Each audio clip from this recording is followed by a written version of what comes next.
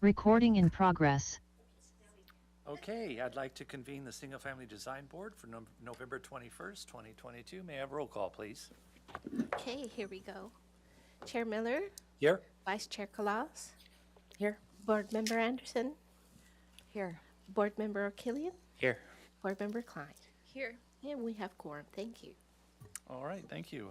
Moving on to item A, public comment. Any member of the public may address the board for up to 2 minutes on any subject within its jurisdiction that is not scheduled on this agenda for a public discussion. Do we have anyone that would like to speak? Chair Miller, board members, we did not receive any written correspondence for public comment. If anyone in the audience wishes to make public comment on this item, you can do so at this time.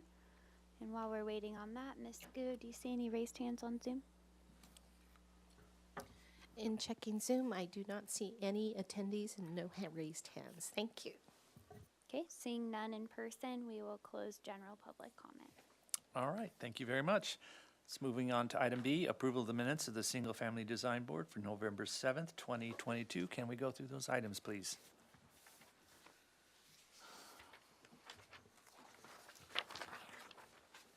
Item 1, 1414 Santa Rosa Avenue was continued indefinitely to the full board with comments.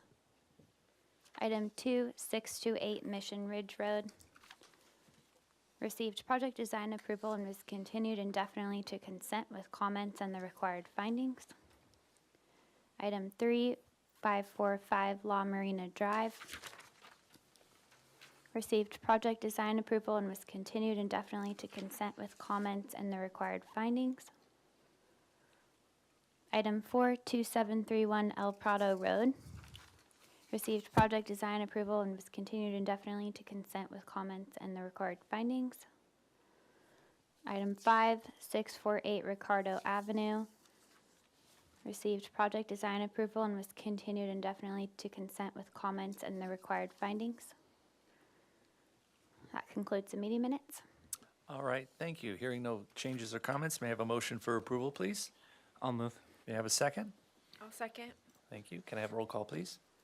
Before we take roll call, can I get a point of order from staff? There was an item that I had to abstain from that was part of that particular agenda. So I just want to make sure I'm okay to go ahead and weigh in on it.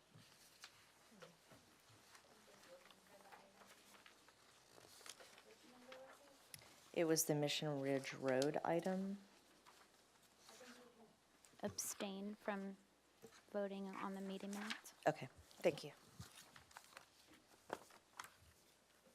Oh.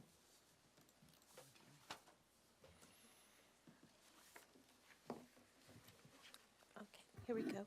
Chair Miller, Yes? Vice Chair Kalas, I'll abstain. okay.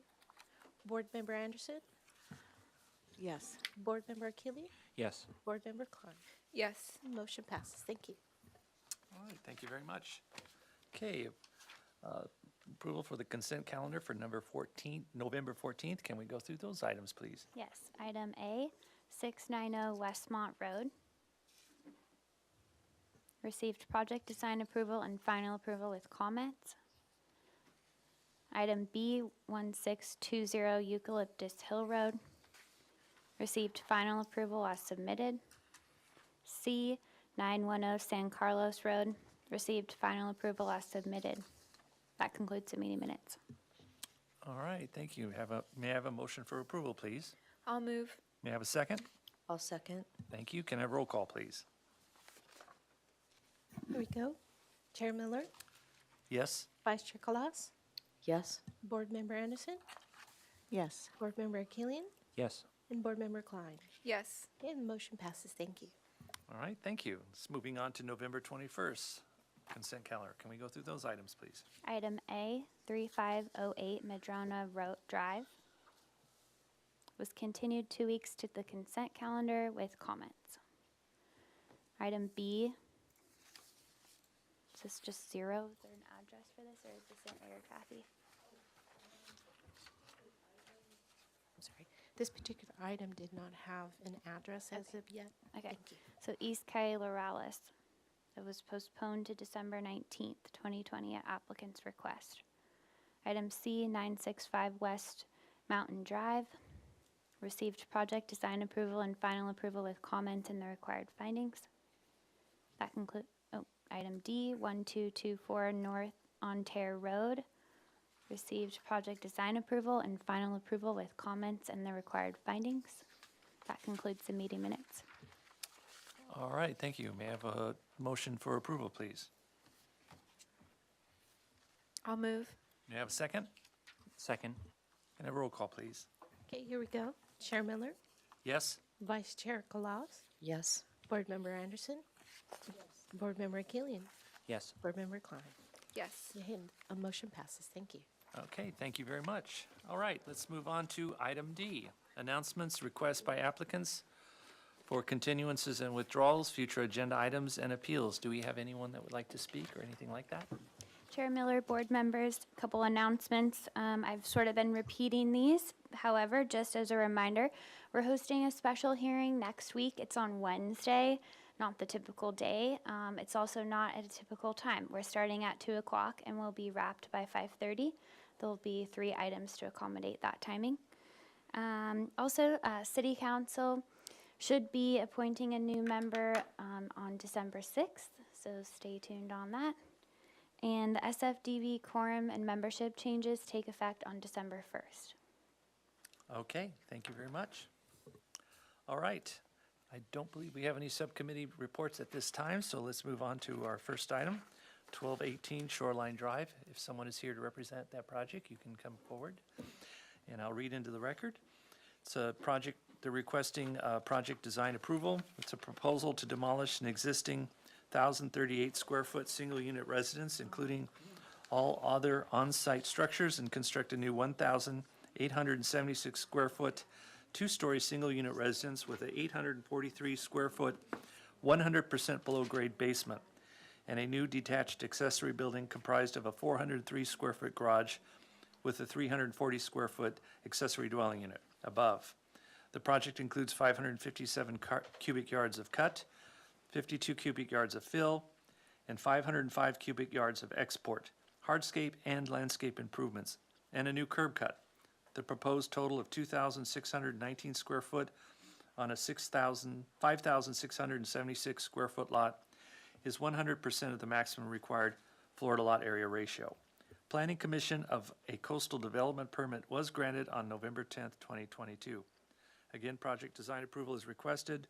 Neighborhood preservation findings and grading findings are required. The project was last reviewed on August 1st, 2022. Can we read into the record the minutes from that meeting?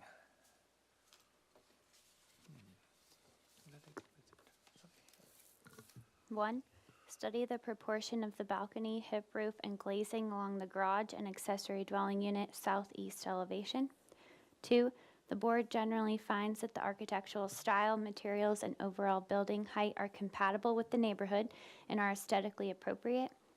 3, study the pedestrian entry gate in terms of materials and appropriateness to the neighborhood. 4, study the coordination of glazing along the southeast elevation of the residence to be more consistent. 5, the board waives the story pole requirement. All right, thank you. If you could introduce yourself and kind of Yeah. go through those items, Yeah, that'd be hi, great. I'm Chuck McClure. I'm the landscape architect, and the architects aren't here. Oh, So I can show you the plan set. But I can't answer many questions about the building. surprise. Would that be something that you'd like me to do, or should I step aside? Well, do you know how they address those items or not? No. Oh, okay, well, Maybe the Mr. one about McClure? Well, Fencing. the gate I can talk about. okay, that but, would be a start. But, let's see, okay, that would be. Mr. twisted. McClure, to the Yes. applicant, was the architect planning on attending? Yes. Okay, they are scheduled for 3:15, so at your discretion, we could give them a few minutes. Well, Up to you. why don't you cover what you can talk Okay, about, and then okay, we'll just go sure. from there. Well, I did some more work since this plan got submitted, and you can see the gate there on the upper right. And I shrank those pilasters, and they're poured and placed on board form concrete with the boards vertically. So that has been modified, but this still doesn't represent it as well as as well as it's been further detailed. So I made a little progress on that, but then I went on to make more. So that's a little bit of a step in the right direction, I think, but it's not final. And are we here for some level of Project design approval is okay, what you're requesting okay. at this So time. so that's kind of the biggie, isn't it? Okay. In terms of my work, let's see. Oh, here she is, okay. Saved by the bell. Good. That's the B-E-L-L-E. Yeah, we're all ready to go. I thought it was at 3:15. Okay. Sorry, guys. I was stuck in that traffic too. Okay. So are we going over the Yeah, the items. comments from the last hearing? Okay. She just read them. Okay, great. So we'll skip to the first one, which is the ADU balcony. We reduced the width of this balcony by 1 foot 2 inches, and we also pulled it in from the edge. It was sticking out slightly past the edge of the roof below, so we pulled it in to align better with that roof. And we also changed this upper roof here to a hip roof. And I'm going to skip ahead to the 3D views because that'll give you a better idea. I know this was the view we looked at the last hearing, where we had the gable end, and so bringing that down to the hip roof and pulling that back because there was some feeling that this was sticking out a little bit too far. So we made those adjustments. Let's see. Second comment, there's really nothing to address there. The pedestrian entry gate, I'll skip that. Chuck can come back to that later. And then the glazing along the southeast elevation, which we did make some minor adjustments at the front of the building. I think part of that was because we have some different openings along this elevation. Originally, we had a transom window here, so we got rid of that since we don't have any other transom windows and kind of kept that same detailing for this. I'll zoom in with the same mullions that we have throughout to make it feel more of the same character. We also adjusted this window up here because we had two smaller punched openings, which we didn't have anywhere else on this elevation, but we do have on some of the other elevations. But felt that by changing this, it was more of a similar character to these two other windows that we have on that elevation. So that is, those were the changes that we made to address that comment. And I also just wanted to, I don't know if Pilar mentioned our planning commission hearing that we had last week, where we received favorable comments and they were happy with the massing of the building and the garage in the back. We went over that with them as well, and they were happy with the way the design of the site worked out. So we felt like that was good to note as part of this process as well. And I'll let Chuck address the comment about the fence in the front yard. Yeah, it's a 12 by 12 concrete pilaster that they're 38 inches apart, and it's an iron fence, and it's all solid metal, steel, and it's the upper right-hand corner. And it no longer has a bow in it, in the gate itself, so it's just all flat. And I'm sorry that I didn't get to update it for this meeting, but that's what it'll look like in the final plan set.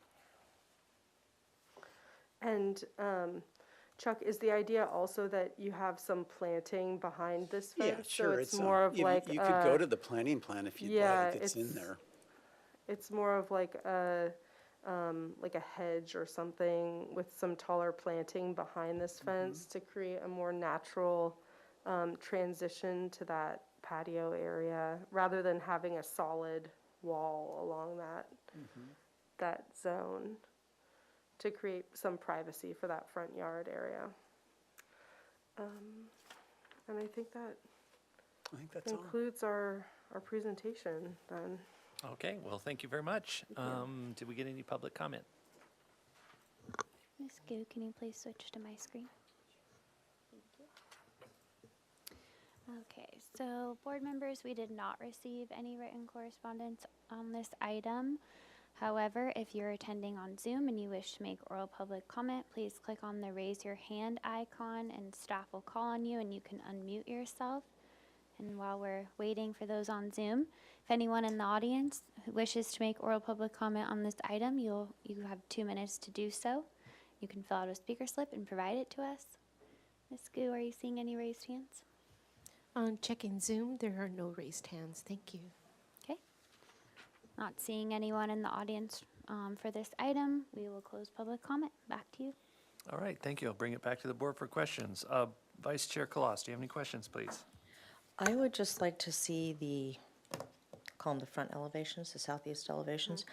I'd just like to see the old iteration versus the current ones. Okay. Because sometimes our brains get a little bit stale between meetings, and it's always helpful to, you've done a good job of walking us through the changes, but just to see them visually would be nice. Yeah, so you can see here this transom window, which we removed to simplify that design. And then these are those two windows that we combined to have a more similar character to the other windows on the front elevation. Okay, great. And can I see the same elevation for the ADU, please? Oh, for the old one? Yeah, the old versus the new. Okay. Yeah. Yeah.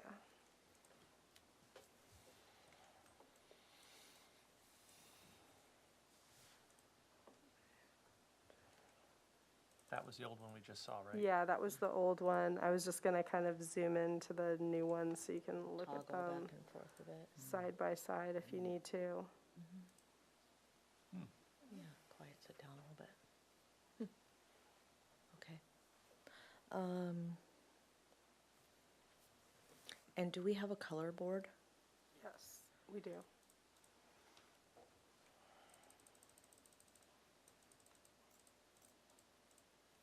we go. So it's mostly the hardy shingle siding with a light grayish green color, the white trim, kind of a charcoal medium gray standing seam roof, and then the railings are going to be a white painted, a Kynar painted metal railing. Okay. Those are my only questions. Thank you. Okay. Oh, one more question. Sure. How about the iron gate? Is that gonna be black? How is that gonna be finished? It's gonna match that railing. Okay, so it'll be white Kynar also. Okay, thank you. All right, thank you. Board Member Anderson, do you have any questions, please? Hi, yes. I just, if you can explain maybe the landscape fencing a little bit further. I mean, there's numerous fences you have shown on that plan, and then are the renderings updated with that to depict that? If you could show us, that would The be. top and bottom rail are 1 inch solid stock steel. So FF is your front fence, Yeah. and that is 7 on your keynote. Yeah, it's a 42 inch, the pilaster itself is 42, so the ironwork's a little less, a couple inches less. It's a 1 inch solid stock top and bottom rail, and then it's a 1/2 inch picket at 4 inches on center, welded. And you're going white. Yes. And it's a poured-in-place pilaster, concrete, with a little bit more gray in it. Okay. Okay, and then the EF, and then there's another fence. Those are just side yard Yeah, fences. there's just a little pool equipment in the back for the spa, and there's just a little bit of a screen fence. That's it's a nice detail. It's a square picket or a square post. There's a detail over to the right, and then there's just some horizontal hardwood 1x4s. So just a little screen. that doesn't- 1 by 6, it and doesn't I take- wouldn't, 1 by yeah. 6, yeah, it doesn't take much room, and then that wood matches the fence, which is 2/3 masonry and 1/3 hardwood. Along the property line, right, okay. And I don't know, yeah, hardy board, it would be a hardwood. Okay, and the renderings, the front renderings depict that landscaping and that fence? We don't have the Generally not. fence in the rendering right now. Okay. The front door color, is it just shaded in the rendering, or are you proposing It's a? intended to be a different color, like a dark gray paint. Okay, thank you. All right, Board Member Eric Kalian, do you have any questions, please? I do, just one. Regarding item 1 of the motion, regarding the glazing at the EDU southeast elevation, were there any changes made to that? Yes, the size of the bifold door was reduced in width. Do you know approximately how much? It might have also been a foot because I reduced the balcony size by a foot, but it was probably, I mean, it could be somewhere between 8 inches and a foot reduced in width. Okay, that's all I have, thanks. All right, thank you. Board Member Klein, do you have any questions, please? You might have already gone over this, and it might be more of a final thing, but what about lighting? Landscape lighting, or lighting fixtures? Yeah, I don't have my lighting plan complete. We do have some exterior light fixtures shown on the architectural plans, primarily on the backside of the residence. And I do have a light fixture selected for that area, so let me go to the material board. This is the LED downlight, and the LED is concealed in this area of the housing. This is a dark sky compliant light fixture. And then on the elevations, on the front, most of this was going to be, some small puck lighting between the framing here on that canopy that covers the entry. There really isn't a good location on the wall here to put sconce lighting, so we're planning on doing some sort of down lighting that we can get in there for exterior lighting. Then on the back side, we have some lighting around this door, and then as well as at the ADU where we have 2 lights here along the bottom level of the garage area, and then at the ADU entry. Great, thank you. That's my only question. Okay, I don't really have any questions. Everyone pretty much addressed what I was questioning, so we'll move on to comments. Vice Chair Glass, do you have any comments, please? I really only have one comment. I'm a little bit torn about the picket color for the front fence. And I can understand why you want to do it white so that it ties into the guardrails and handrails. But if the idea is that that's going to be a hedge where the wrought iron kind of goes away, I'm wondering if it doesn't make more sense for that to be black so that as it grows in, you don't see it. Other than that, I think the changes are favorable, and I can support, PDA with a couple comments, continuing the project, maybe back to consent. Okay. All right, Board Member Anderson, any comments, please? Yes, I mean, they've addressed our comments from before. I think it's definitely a great project, even though it's 100% FAR. I mean, I still feel like it fits in the neighborhood and is compatible with what's going on along Shoreline. So I won't go into the rest of the quality materials because you have it all. We'll just move right along. Thank you. Okay. Board Member Eric Kalian, do you have any questions, comments, please? I do, I agree with Vice Chair Colossus' comments. I believe the project is ready for PDA and suggest that it return to consent. Appreciate the general improvements to the southeast elevation at the EDU. Thank you. All right, Board Member Klein, do you have any comments, please? I agree. I think that all the updates are improvements, and I think it's ready for PDA. Great, thank you. My quick question is, why is it 100% FAR? It doesn't appear to be Yeah, so originally when we submitted this Oh, it's was. because it includes the ADU. Yeah, this Got was it. before the ADU was included, and so we kind of designed it that way. We actually had to reduce the size of the ADU to get it down to 100% after we had already been for our first review, so, but we just, our whole idea was to try and make this work without any modifications or, get it to where it needed to be, just to 100%. All right, thank you. Yeah, I think I ask that question every time you bring it aboard, but anyway. Yeah, I think it's, someone like to entertain a motion, that'd be great. I'll do it.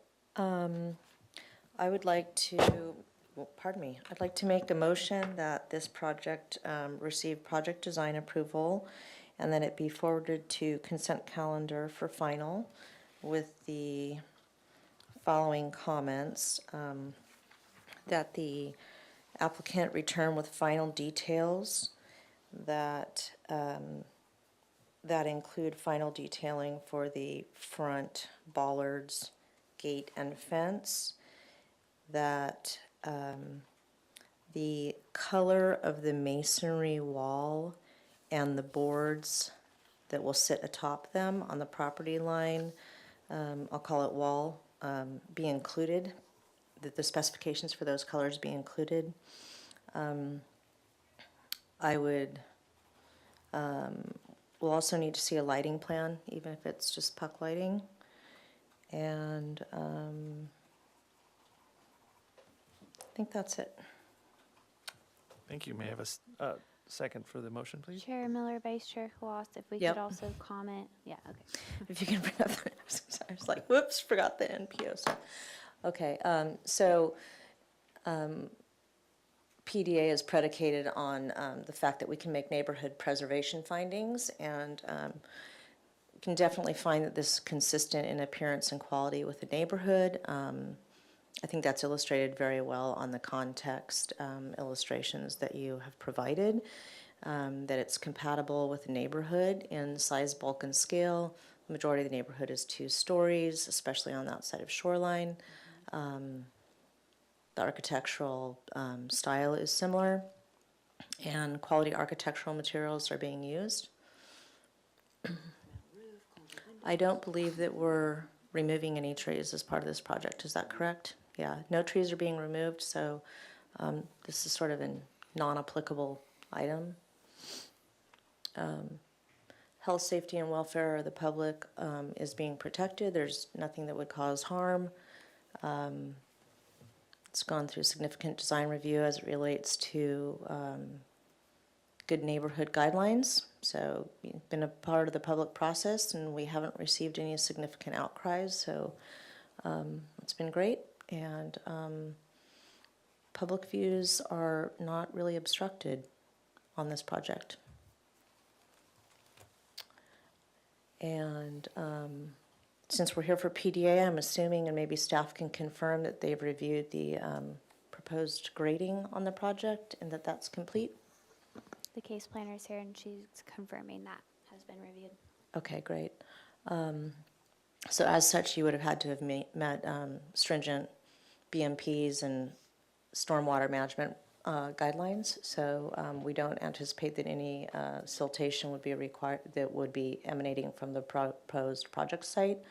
And there is no southern oak woodland habitat on the project site, so that's not applicable.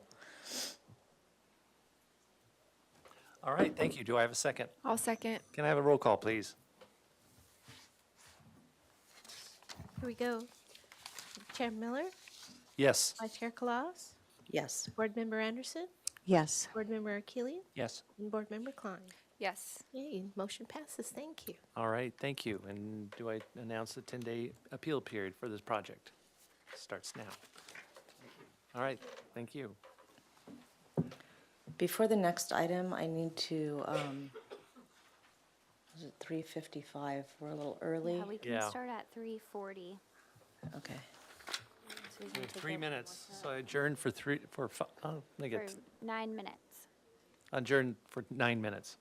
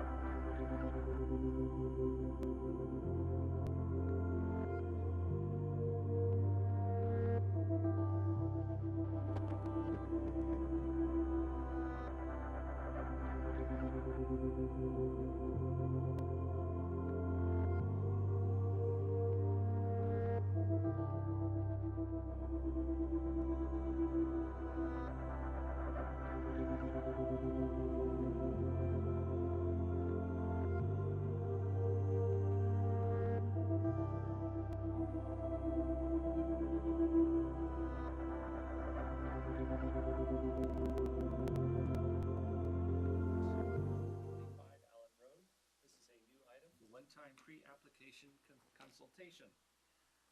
Proposed to construct a detached 1,200 square foot accessory dwelling unit on a non-appealable jurisdiction of the city coastal zone. Project includes one uncovered parking space associated with the proposed ADU. Chair Miller, can you please turn your microphone on? Planning Commission review and approval of the coastal development permit and floor area modification is required. The proposed total of 3,700 square foot of a 14,601 square foot lot is 86% of the maximum required floor to lot area ratio. One-time pre-application consultation. No final appealable action will take place at this meeting. Neighborhood preservation findings and hillside design district and slope lot findings will be required when reviewed for project design approval. If you'd like to introduce yourselves and show us what you've got. I need to make an announcement before Yes, this please. item begins. I went out today to take a look at this project site, and I ran into Ms. Allen, and so there was an ex parte communication that occurred. Ms. Allen walked me around the rear of the residence and showed me the proposed location for the structure, and that was really the extent of the conversation, so I just needed to disclose that. I also have to disclose that I also have seen the site and have met Trish out there to see the site. Am I just saying my name, or is Pilar going first? Thank you. I have some brief staff comments. I'm Pilar Plummer. I'm the associate planner and case planner for the project. So what's before you today is a one-time pre-application consultation, so in advance of a formal submittal to the city. What we're looking at today is conceptual comments on the proposed accessory dwelling unit. It is subject to this design review board. So specifically any conceptual comments about size, bulk, and scale, the height, relationship to the existing residence, and overall neighborhood compatibility. As currently designed, they are asking for a modification to go up to 1,200 square feet. That is the purview of the Planning Commission. However, any comments about, again, size, bulk, and scale that will influence that modification are appreciated. This particular project is allowed to go up to 1,000 square feet for the ADU without a modification, and so it's just for that additional 200 square feet.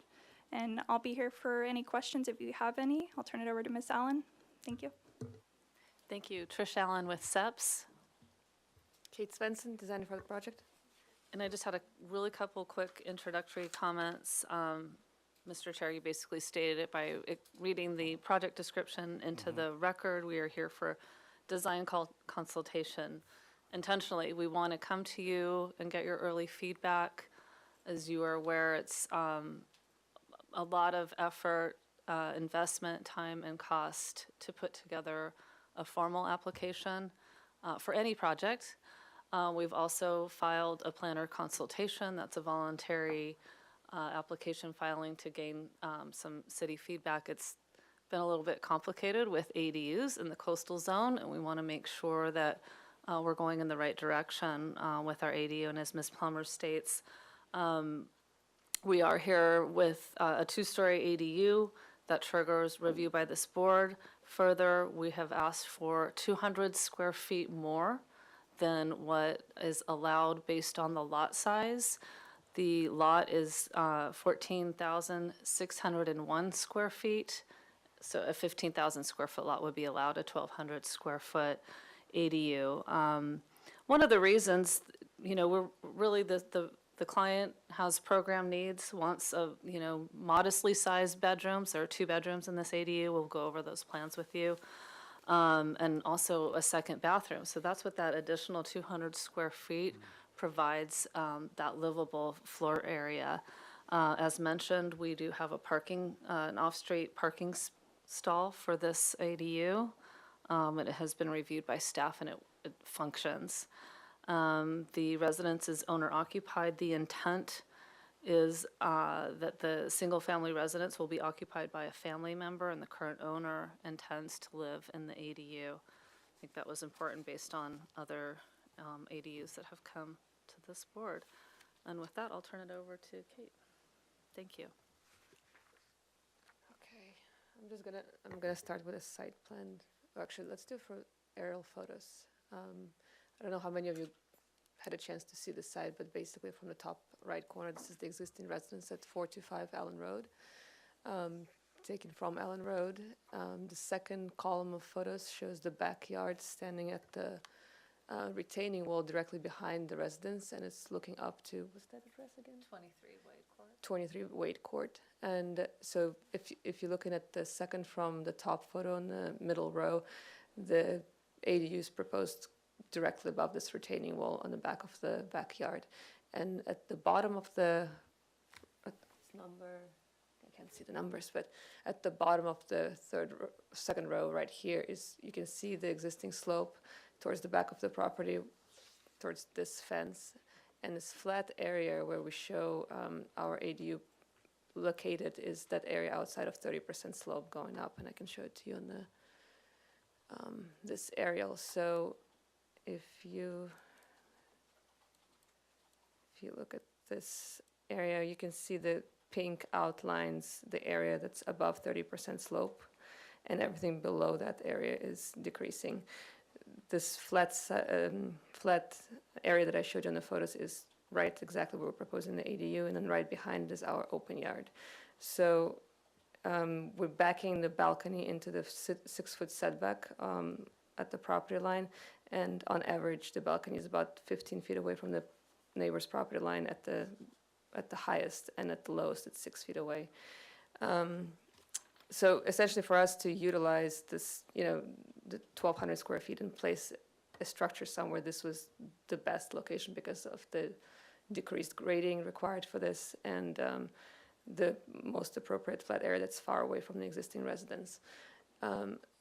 We essentially, let me just zoom this out, placing the front entry at the existing grade. The front entry of the ADU is the existing grade, and then we using the the mostly flat topography and backing into the slope in the back of the ADU. There's a 4-foot retaining wall, so the whole structure is tucked into the slope. It kind of creates a terracing effect, but we're utilizing the topography as much as possible to reduce the overall grading on site. As Ms. Allen mentioned, we would like to incorporate some landscaping, but we haven't done this at this stage. To screen the ADU from the main residence, and also the ADU from the residences behind it. So to be able to provide the homeowner with the scope, we needed a 2-bedroom ADU. And the area that we have for development, the building envelope allows us to kind of put a very narrow, long building. So that kind of drove the design of the whole structure to have a very simplified footprint that matches the design and the architectural detailing of the main residence, as well as materials and colors. So you would see some elements of the front porch that mimic the front porch of the main house. God, this mouse is so slow. Sorry. So it mimics the porch, larger porch of the main house, some columns, details, and gable vents, basically kind of reusing the same details. There's a supplemental. Can I turn on to the supplemental? Yeah, I think so. There's a supplemental was submitted, so just to show you this, we had a chance to render them to show you the overall look of the residence. You can see that it's very similar to, oh my God. Sorry, apologize, this is not user-friendly. There you go. So you will see the same elements of the main residence here and here. And then we're incorporating similar design elements. The backside, another important subject, the backside of the ADU that's facing the neighbor above 425 Allen Road. We worked really hard to make as few openings as possible on this elevation to provide them with privacy. So the openings you see, one is the bathroom window, and one is the window in the staircase that you will only see from the landing beyond. So it's a 2-bedroom, 2-story ADU with the living room on the bottom floor and an open plan kitchen. And the bottom level has a covered deck, which is covered by the balcony above. The balcony above is only serving the master bedroom, so it's not somewhere where people technically bring guests or have some parties or anything. It's a very private space for the homeowner to enjoy the views from the second floor, which is the best and only place he can actually gain direct view to the ocean. And then a small, very small and modest bedroom on the back side of it with a small bathroom and shower. The plate heights are 9'6" on the bottom floor and 8 feet on the top floor. So we try to tuck this building in as much as possible into the existing slope and reduce the overall bulk and scale of it. And we have another supplemental that we created for the view from Allen Road towards this ADU to show you how it kind of sits in. It's a photo simulation, so it's not very, it's a little cartoonish, but essentially this is this area right here. This is what the ADU would look like standing at Allen Road. This is the existing structure right now of the main residence. Did I get anything? Yeah, that's about it. All right, thank you. Did we get any public comment? Ms. Gu, can you please switch to my screen? Chair Miller, board members, we did receive written correspondence on this from 3 members of the public, that was distributed prior to the hearing. And for those attending on Zoom who wish to make oral public comment on this item, please raise your hand. Staff can call on you and then click to unmute yourself. And while we're waiting for those on Zoom, I did receive 2 speaker slips for in-person public comment. And if there's anyone else who wishes to make, oral public comment, provide the speaker slip. So I'll call on you one by one and you'll have 2 minutes to speak. Please press on the base of the mic. It will light up green and you'll have 2 minutes. It's not that one. What's that? So first we'll have Deborah Gibson, please. It's actually your timer. The applicant's requesting that the timer be stopped. Maybe back to like 6 minutes at least. Oh, go to the podium right there and 7 turn on the minutes. microphone. There's a little Kathy? button in the middle that says push. There's a green button on. Sometimes the green buttons look like they're on, but they're not. So you might want to push it just to see if it. Now it's off. Yeah, there you go. But thank you. Okay, so please announce yourself and you'll have 2 minutes to speak. I'm Deborah Gibson. In the picture, I'm the person with the pool that's behind the new ADU. Pilar, thank you so much for emailing with us. Appreciate it. It was my understanding that the previous owner before Sean S. Was Andrew Seibold. And he talked with myself and also the person at 3 Wade Court and said that when he built that building, we gave special permission for something. I don't have all the details of the documents, but he said that there would never be a second story on that lot. And so I just was hoping that you guys could check the deed and see if that is indeed true. Because as far as I can tell from watching the pictures that you have from my house, the view that I have right now is of my fence, and then I have the trees at Ailings Park, or not Ailings Park, at the Douglas Preserve. And as far as I can tell, that building is going to pretty much obliterate that view.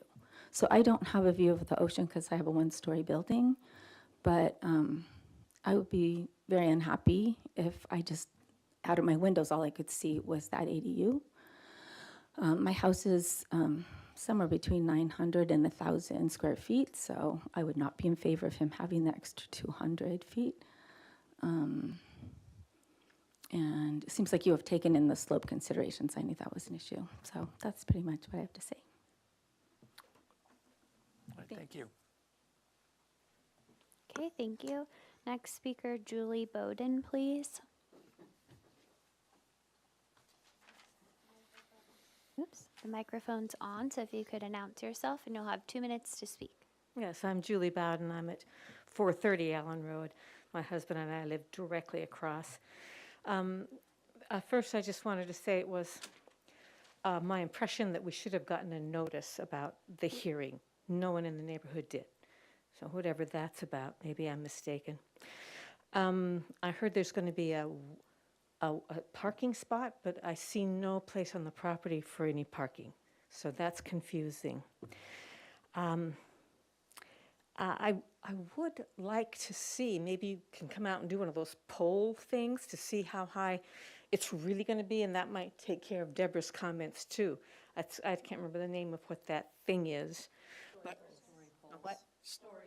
Story polls, yes, and that was, right now I look straight across at Sean. There's a little bit of dirt, and then the huge mansion on the hill, which again, we didn't get a notice about. So I've asked on this paperwork to get notices in future, so fingers crossed. Size, that was it. So the parking, the size, and notices for us, please.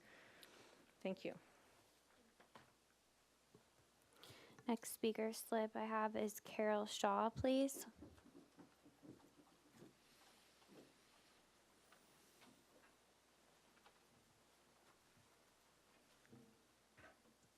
It's on. Great. Hi, I'm Carol Shaw. I live at 23 Wade Court. We just completed construction in 2020. I've lived in the neighborhood since 2019, and at no point, and I know this has no bearing on whether or not there's a right to build an ADU, but if it's compelling that it's owner occupied and used by family, I have walked by with my dog every day in the morning and the afternoon, and I have seen that there is no owner occupation, only occasional visits, and has not been used by the family at all.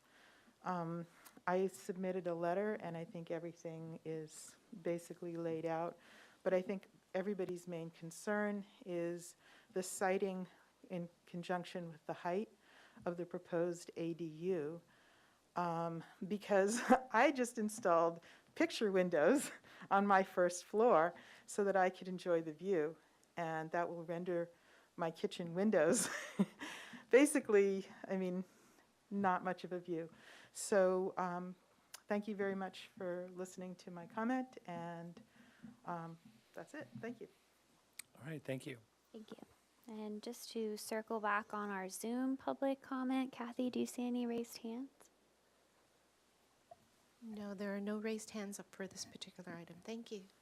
Okay, seeing no further in-person public comment, we will close public comment. Back to you, Chair Miller. All right, thank you. I'll bring it to the board for questions. Vice Chair Kalas, do you have questions, please? Yes, I do. Okay. So I'd like to start with some questions for staff first. And I know that this is just a very conceptual sort of discussion we're having, but so the 86% that we're looking at is the overall FAR inclusive of the ADU for this lot. Is that correct? Thank you, Board Member Kalas, and yes, I believe so. That's correct, yeah. Okay. They're required to include in the FAR the total of the residence, garage, and ADU. Okay, just want to make sure it didn't come in the queue before everything changed. That was the first question. I don't know if staff could bring up, I would like to read the definition of an accessory dwelling unit. And perhaps while you're doing that, I can ask if staff had time to review the concern that I believe it was Ms. Gibson articulated about the potential deed restriction on this lot. Thank you, Board Member Kalas. I'm happy to look into that particular question specifically. This property does have a condition on it limiting development to just a residence and garage. However, in review with our city attorney, that would preclude development of an accessory dwelling unit, which would be in conflict with state legislation. So staff is supportive of when this goes to Planning Commission, removing that condition on the property. If that But that was clarifies. that was a condition that was placed precedent to the ADU law that was put in place, right? That's correct. Planning Commission was the deciding factor on that particular condition, and that was in advance of our ADU ordinance. Yes. Interesting. I think that's a very interesting legal question. Okay.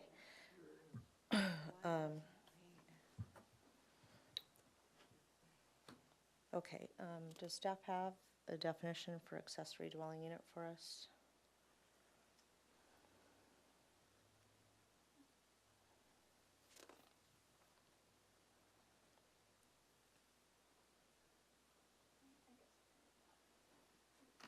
Okay. Here.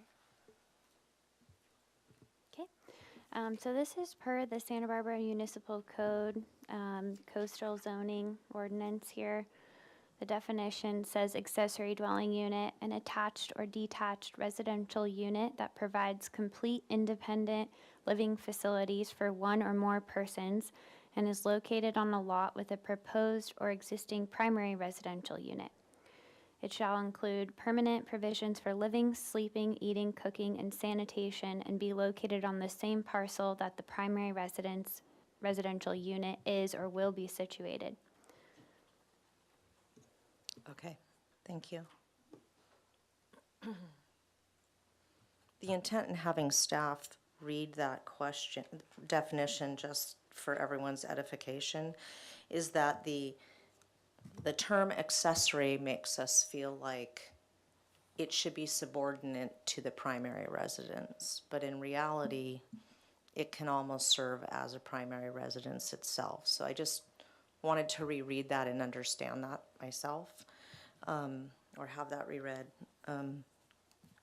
Okay, so I think those are all my questions for staff. Questions for the applicant.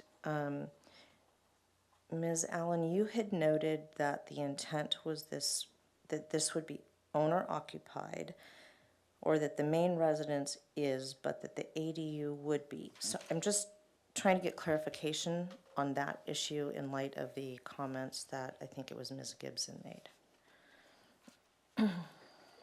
Based on, thank you, Ms. Kloss, based on my conversations with my client, the owner of the residence, that is the intent, is my understanding. He occupies the home. I can't speak to what a neighbor has observed walking by. And it is my understanding the intent is that he will continue, that his intention is to, when the ADU is completed, to live in the ADU and have a family member who's dependent on him live in the primary residence. Okay, Meaning that it's not clarifies. an apartment rental. Okay, I heard two different things stated, so I was trying to understand how that was jibing, so. Sure. Okay, that makes sense, thank you. And then, I'm sorry, I forget your name.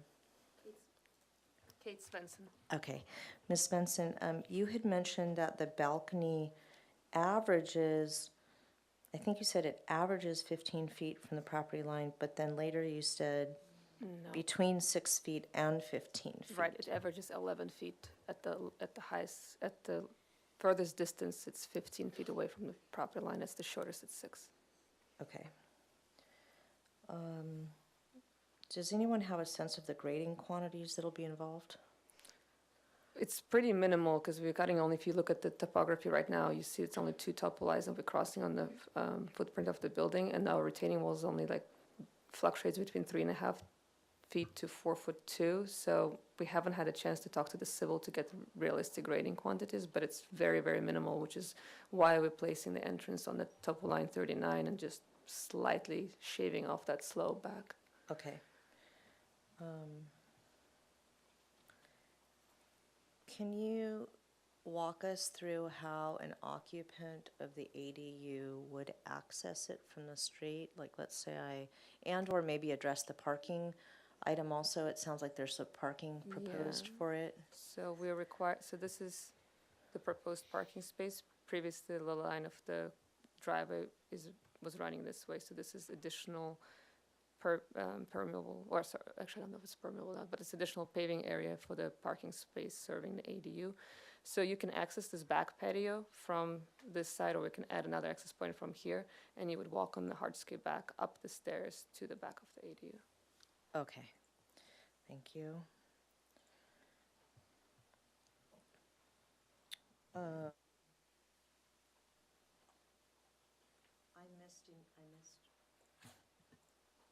I missed when you were presenting. I'm sorry, what is the plate height of the lower floor? 9'6". Okay, and the last question that I had is the, I'll call it westerly property line, so this is the property line that is common to Ms. Gibson's parcel, I believe. Oh, this one. Yes. Yeah. Ms. Gibson's here, right? I'm sorry, Okay, I which might be property? transposing your names, I apologize. You talk about 23 Wade Court. I'm talking about what's above, Yeah, right? I'm okay. assuming that Okay. are either of those property lines, that one or the northerly property line, subject to solar ordinance? Yes, this one, and we're meeting solar. So on the site plan, right there, there's a site section. Oops. Oh, that's in the supplemental item. Let me just show you that here. We originally had it at 18-foot offset. This is the 12-foot. Yeah, but nothing's going to shadow that. That's the southerly property line, right? Correct. So that's our solar access compliance. Okay. And you're not subject to it on what I'll call the westerly property line? Correct, yeah. Okay. They're also significantly above us, so there's no way for us to, they're like right in grade. 13 and a half feet above us, so it's. Okay. Right, yeah, because it grades up. Yeah. Okay, and then the overall height that's being proposed, maybe if you could walk us through that, and then I'd like to understand what's being requested from staff. I don't know if we're, Top of roof is at 23.3 from the finished grade. But on the back side, like I said, we're retaining it 4 feet plus minus, so from the back side, that's 19 feet. okay, and then question to staff is, does that exceed what is typically allowable? So is that a modification or some sort of discretionary request that's being made? Board Member Kloss, are you asking what is the allowed height for the accessory dwelling unit? Yes. Yes, they're able to go up to 30 feet in height. Of course, that height is the discretion of the design review board. And part of this hearing is, you know, there's an existing single-story house. They're proposing a 2-story ADU. While that's allowed, we do want to know if it is consistent with the neighborhood and overall character. Okay. Yeah. Thank you. I think those are my only questions. All right, Board Member Anderson, do you have any questions, please? Yes, I'm just trying to figure out which ones go first. So you have a professional survey. Did you do any site sections? I'm just struggling with, the existing residence is a finished floor elevation of X, and the ADU is Y. And I'm trying to understand, you know, your site section in relation to the existing house. What is the existing house plate line? So is there any additional information that you can provide? We don't have a section that's running through the ADU and the existing residence, no. But I'm sure I can look up the finished floor elevations real quickly. So if that was a professional survey, they should have given the finished floor for the house as well. I mean, then we'd have some idea of, you know, at least where that sits, and if you know the plate heights of the house and the roof line, that really helps us understand how it's going to sit in relation to the main house. And The main house is at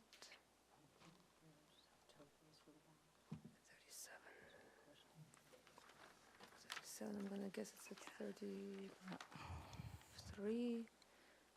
I don't have a finished floor of the existing residence, but I'm gonna guess it's at probably about topo line 33, maybe 32, and we're at topo line 40, so we're about 7 feet above the main residence's finished floor.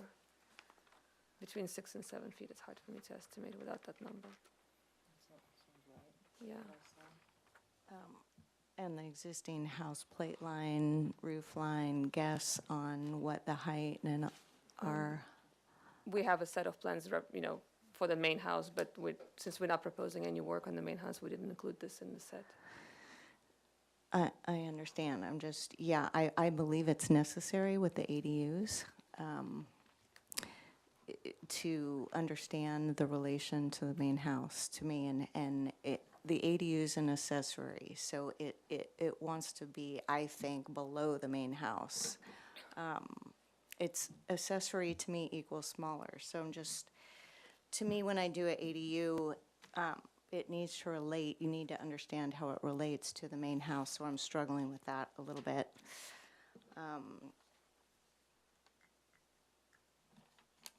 So I'm going to let that go and ask you about the deck and why you propose to potentially look in the adjacent neighbor's yard with the positioning of the deck.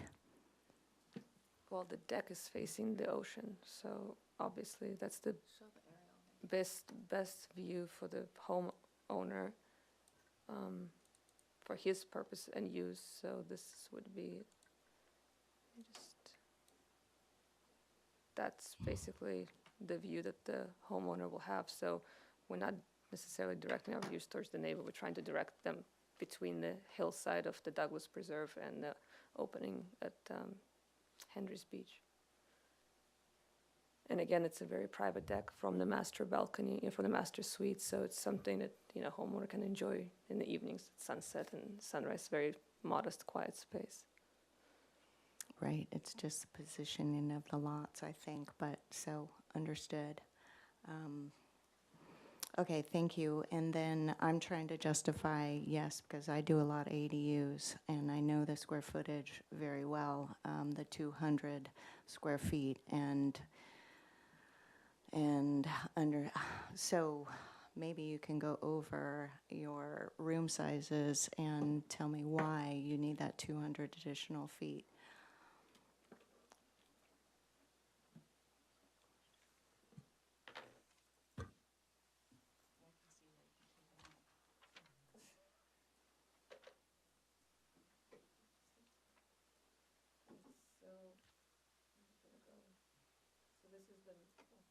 This is the main level living and kitchen space, and we have a little powder room, laundry room tucked in underneath the staircase, and a little powder room on the first floor. Nothing excessive. Second floor has a master bedroom, and it's 13 by 14 feet, so it's not a very luxurious room, but it's a good size. And the smaller bedroom, I think it's 11 by 11.6. I don't have a dimension line here, but I'm pretty sure it's 11 by 11.6, and it's 141 square feet, and has a small bathroom with the shower serving it. So for us we had worked and tried to layouts of less square footage. It essentially kills the second bathroom completely. So that's kind of the biggest negative effect to the layout when we go to 200 square feet less, and it kills the walk-in closets and makes them, just more reach-in closets.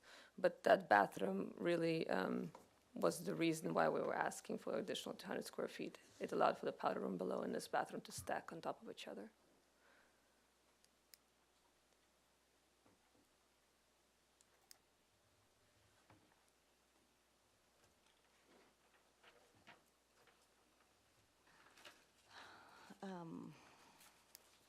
Okay, thank you on that. I'm just, I guess I'll let other board members ask questions. Yes. All right, thank you. Board Member Arkelian, do you have any questions, please? I do. Can we go back to the site plan, please?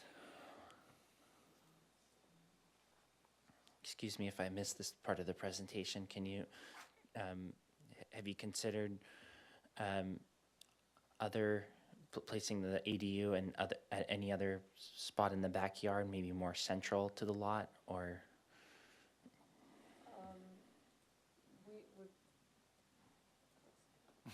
I'm so sorry. That's all right, don't worry. So we're basically backed into the open yard. This is the green area. Sorry, this is the green area you see on the plan. And again, obviously, the closer you move it towards the, I guess that would be south property line, the better view angle you have for the ADU.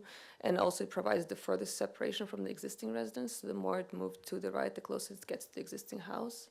So we're trying to kind of separate from the existing main residence as well as tuck it into the slope and provide them with some views. And then I wanted to, I know you, it was answered previously, so the first floor plate height is 9.5 feet. The second floor, just to? 8. 8.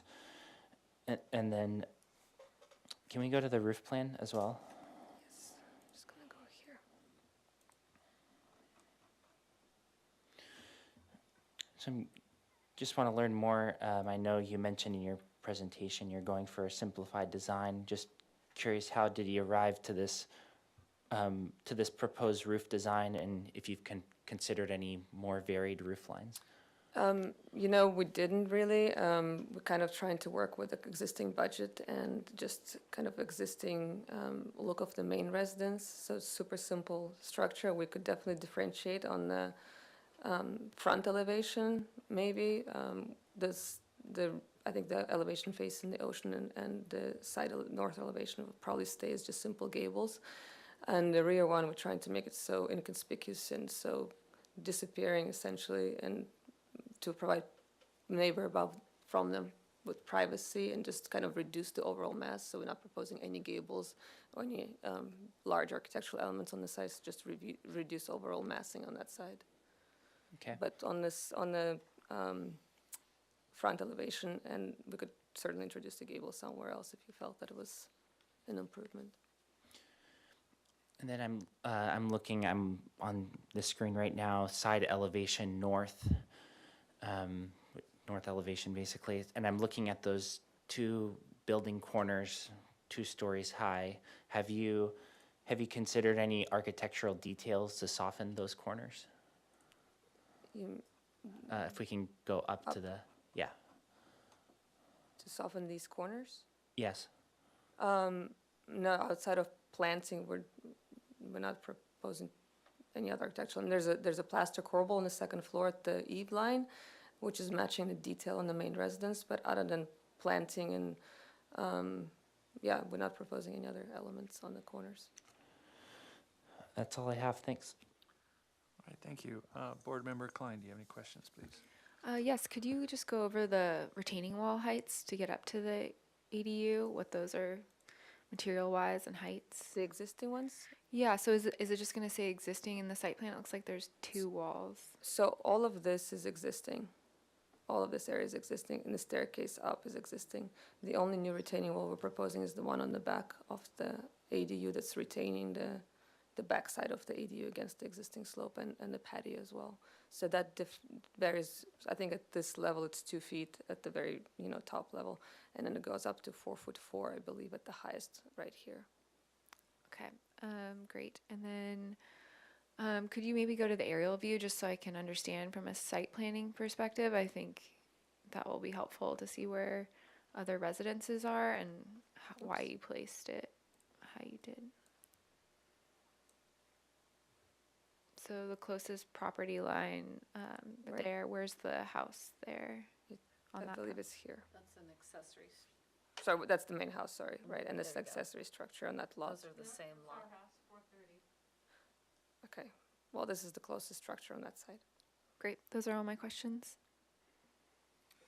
Yeah, someone brought up noticing. What's the policy about noticing and why people are bringing it up, why they're not getting noticed? Or? Chair Miller, this project was noticed to properties within 300 feet, so it's our standard noticing process, and anyone that submitted public comment, if you ask to be included as an interested party, we'll add you to the interested parties list for when this project comes back for a next submittal. So you'll be notified regardless of whether a mailed notice goes out via email.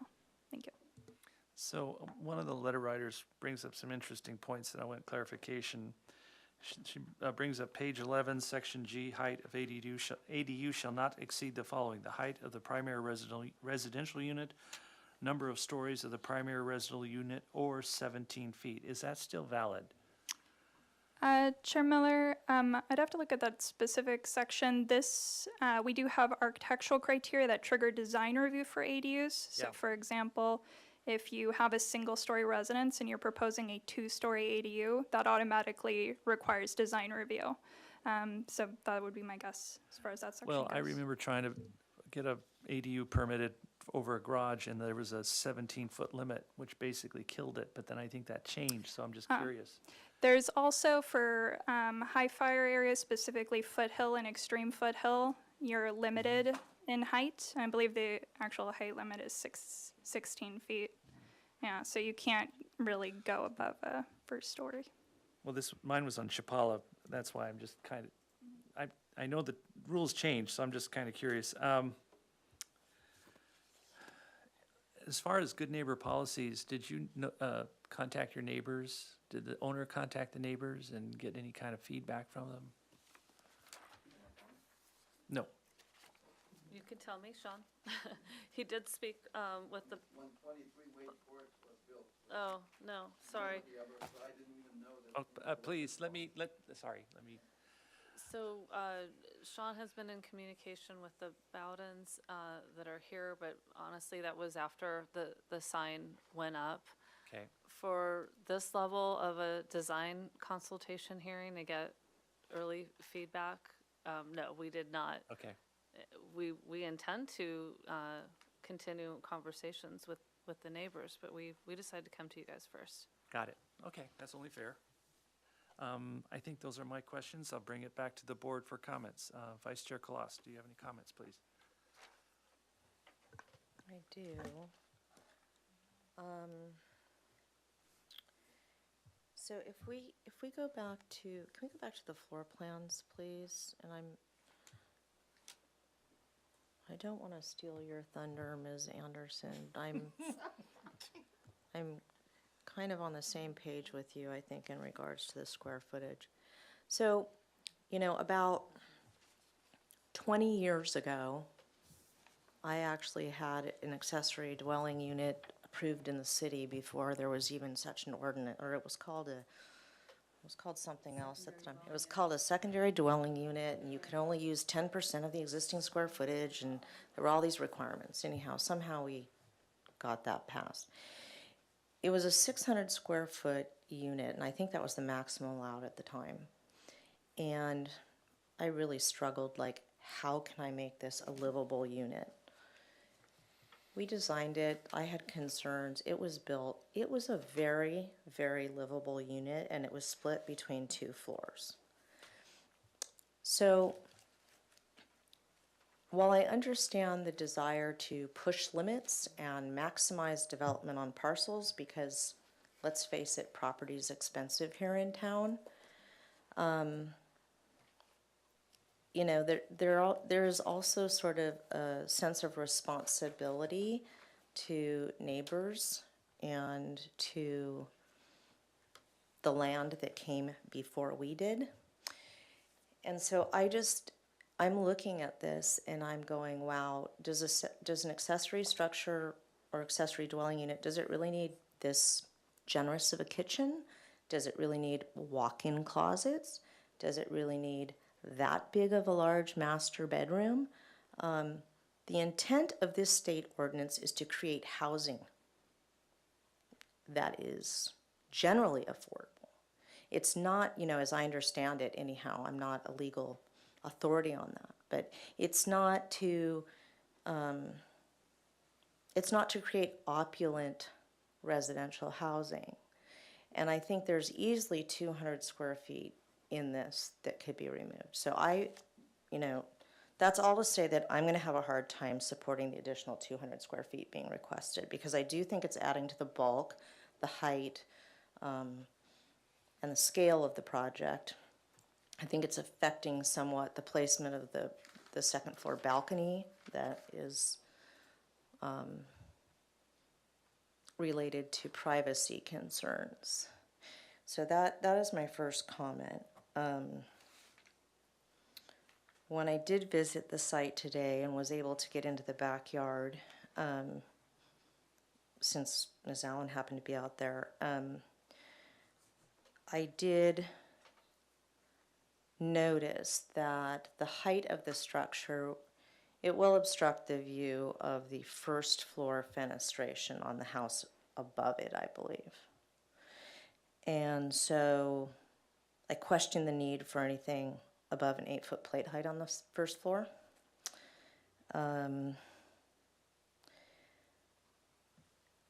I appreciate the fact that you're trying to minimize grading and that that's part of what's driving placement of this on the site, as well as the desire to capture views. It's a difficult problem because when you capture the views, you are potentially compromising privacy for neighbors. And so I think that's a huge conversation that needs to occur from a neighborhood standpoint.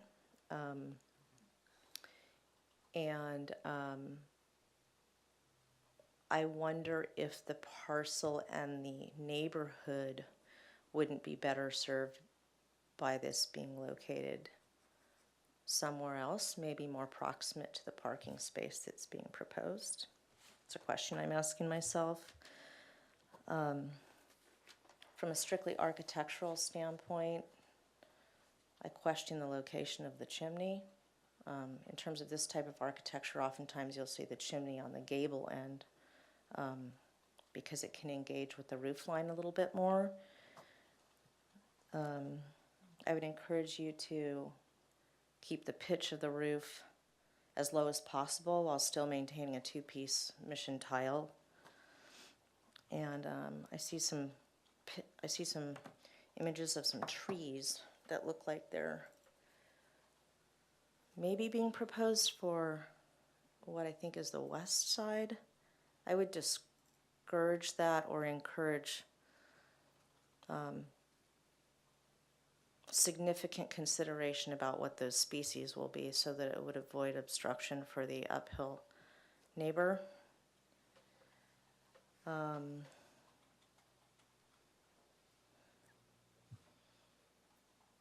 I am struggling with the height and the location of the ADU relative to the single-story residence because I feel like it dominates the parcel. It starts to feel like, you know, the dominant structure on the parcel in many ways. And I don't know how that problem can be solved. Those are my comments. All right, thank you. Okay, Board Member Anderson, do you have comments, please? Yes, I feel I can add on to Leslie's comments. I know that you're here for concept, so I suppose I could summarize there, but I feel I struggle because this is, we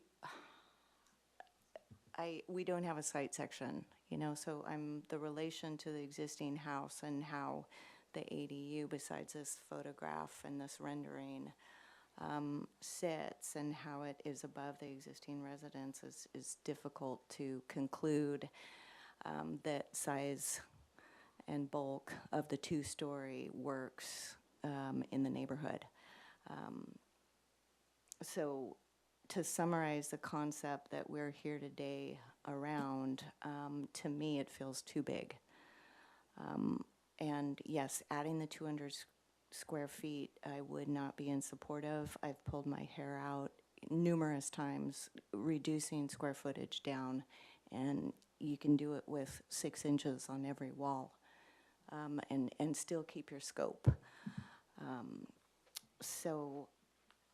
Also, I feel like the deck should be pulled back and reduced. What else?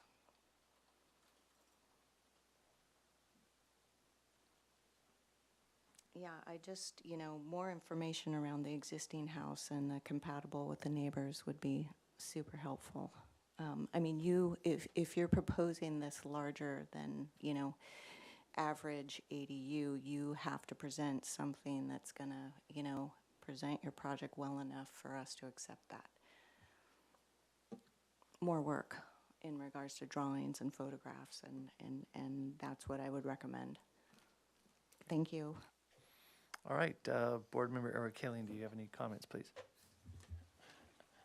I do. I believe quality architectural materials are being used on this project. I do appreciate following the Spanish style, connecting that with the existing residents.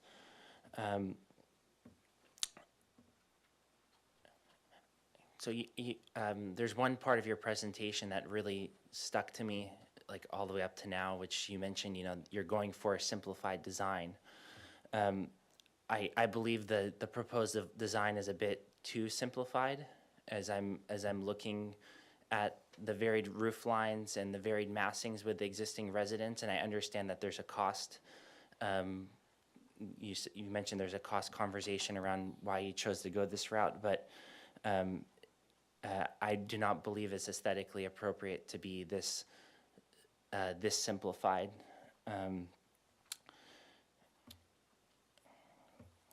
I agree with Vice Chair Kalas on studying a reduction in the roof pitch, and also considering a reduction in the FAR, and I believe that studying that reduction is also an opportunity for you to look into the varied roof lines and massings that kind of help this connect better with the main residents, existing main residents. A side section, I agree with Board Member Anderson. That would be helpful. And before I comment about plate height, seeing what the existing residence was would help me provide comment on that. And then I'm on if we can go to the elevations.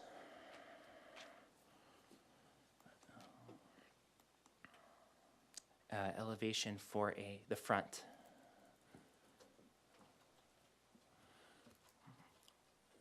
So I see what you did with the main entry with that porch, and I'm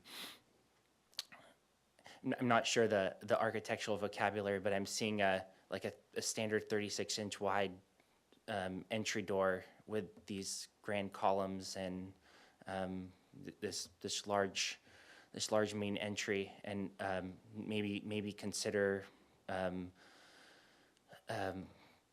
different a different entry door in proportion with this this covering that you're trying to convey.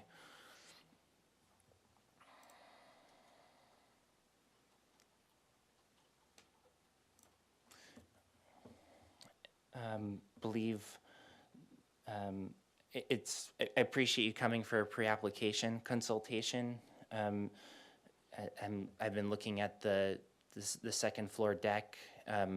Believe that should be discussed early with the adjacent neighbor, in considering a reduction in either size, layout, or just consideration of that neighbor, since there's one part going right on touching that setback.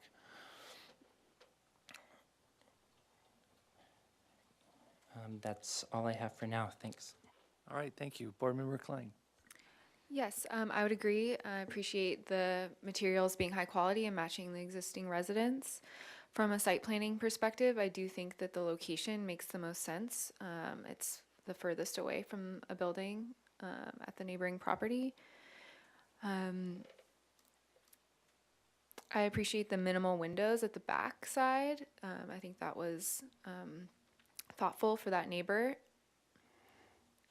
In general, I would say that the mass bulk and scale appears to match the neighborhood, but I would like to see maybe just more reasoning of why the size, bulk, and scale in comparison to the neighborhood. And then I think just planting in general will really help. So I would say study all the planting areas, where you want to place trees, the heights of those trees, the property lines, and then even the view from the street.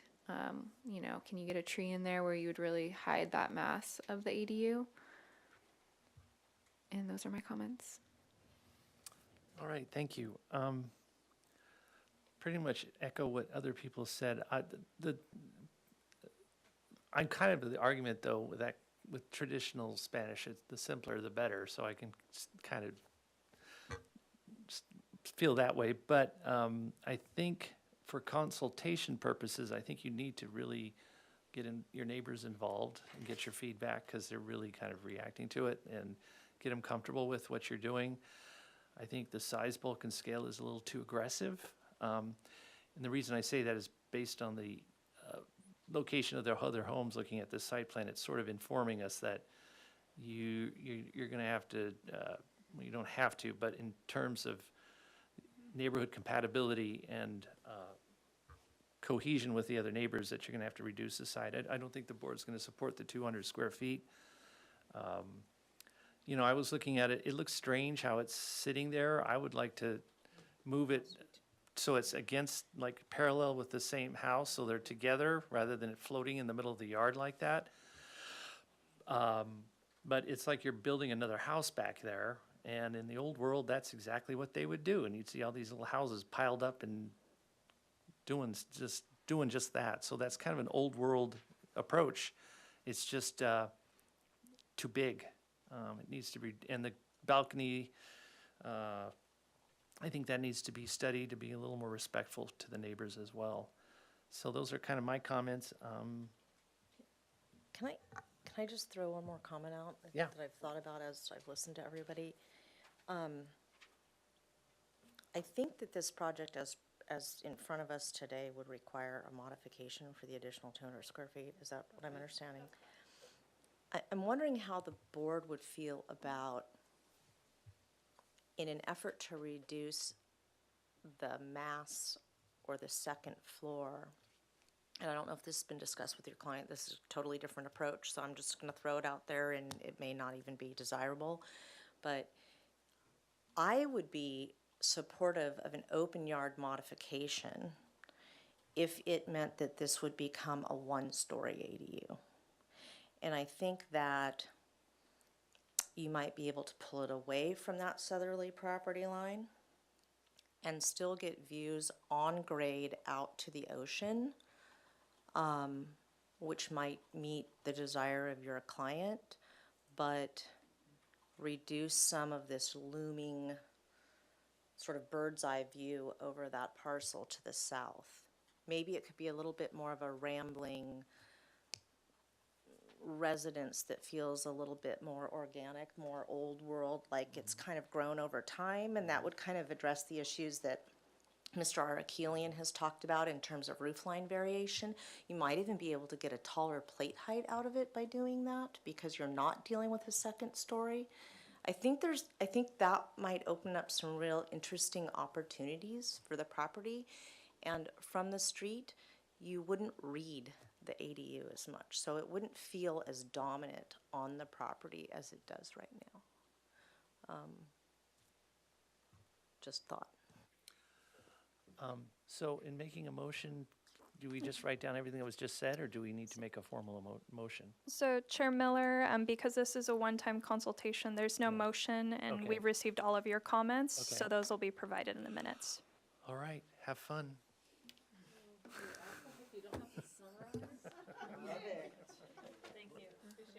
All right.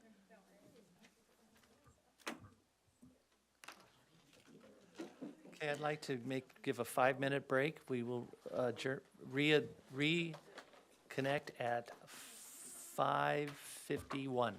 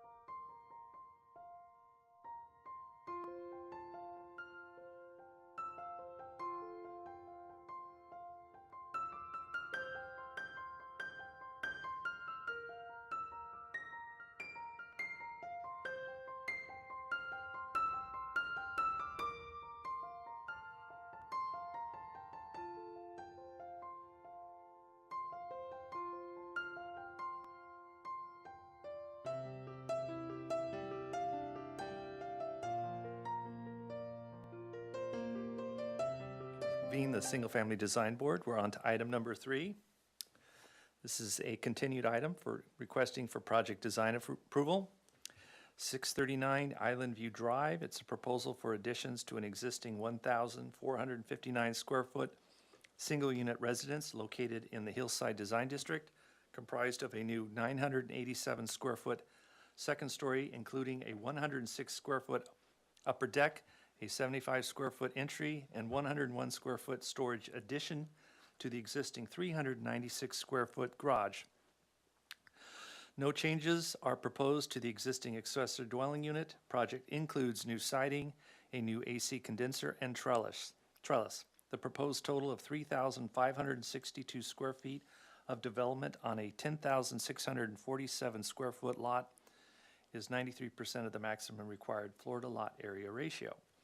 Project design approval is requested. Neighborhood preservation findings and Hillside Design District and slope lot findings are required. Project was last reviewed on March 28th, 2022. Do we have minutes from the previous? Yes. To read in the record, please. Here they are. 1, the board is generally in favor of proposed architectural style. 2, the applicant shall study the size of porch columns, which currently appear to be too small/light in nature. 3, the applicant shall study a reduction in floor to lot area ratio, FAR. 4, the applicant shall study a reduction in massing of the second story from street view and pushing up or pulling the massing to reduce apparent bulk relative to neighborhood compatibility. Okay, I don't believe I saw the video of this. Do I have to abstain myself for comments? Yes. Okay, we still have a quorum, right? 1, 2, 3, 4. What about, Board Member Anderson, have you reviewed the materials? I did not. Had too much chaos. Sorry. We can provide comments toward the project design approval, but we wouldn't be able to grant project design approval today. If the board is willing, we could forward this project to the next available consent agenda since the agendas are quite full, for full board. If that's appropriate, I'm totally supportive of that. Does the board feel the same way? Okay. So, Ms. Gu, if we could note that the project will be forwarded to the next, I'll have to look at the consent agenda to the next available. We should note date certain though, so we don't have to re-notice. Just a moment, let me look at the schedule. Caught me off guard here.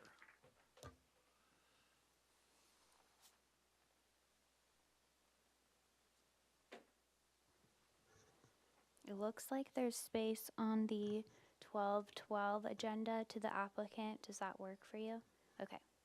Please postpone to date certain, Ms. Gu, 12/12 consent. Thank you. Thank you to the board. All right, Chris, if you could present your project and we'll go from there. Okay, so this came, I think, in March. Sorry, Chair Miller, board members, just to clarify, do you want to receive any comments today, or is it just We forward can't grant to the him consent? anything, Right. but Well, maybe it'd be a good idea to get comments in the first place, just to, yeah. So those who reviewed the project can provide comments. Yeah. The rest of us can provide questions. Yes. Okay. Okay, this is Island View Drive, let me just flip through.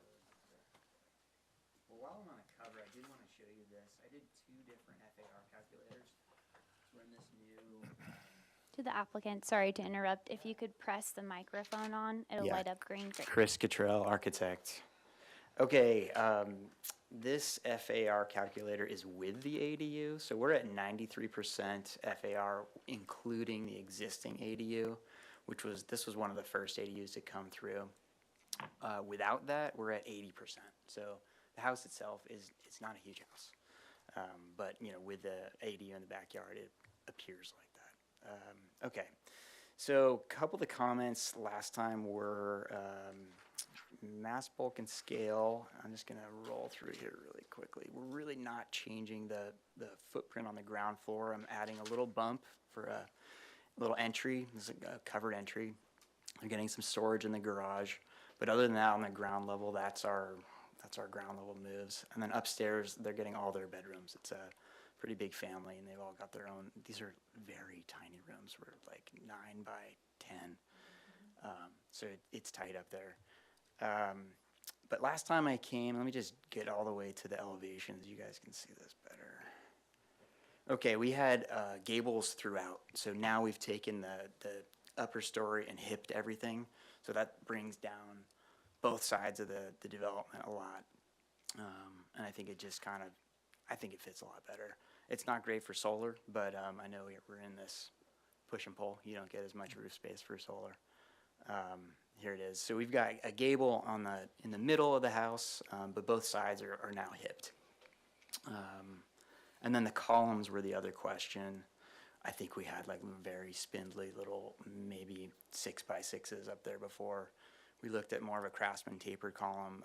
The owners want to go this kind of shaker style, big 10x10 column. So those are the changes. It's still all cedar shake siding. Whoops, I don't want that.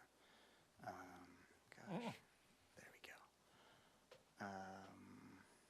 Yeah, the project, other than those moves, I did push and pull the upstairs a bit more, so there's more relief on that second story.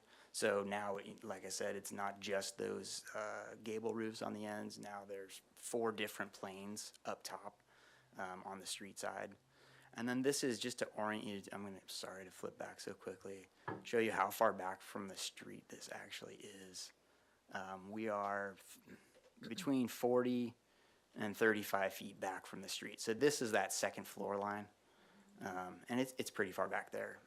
There's some mature trees on the neighbor's property. And I believe we did get a couple neighbor letters of support as well.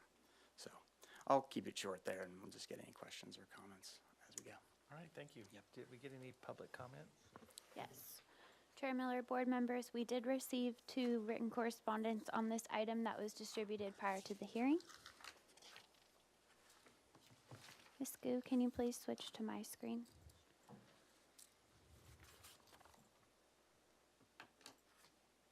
Okay, for those attending on Zoom who wish to make oral public comment on this item, please select the raise your hand icon. Staff will call on you and you can unmute yourself.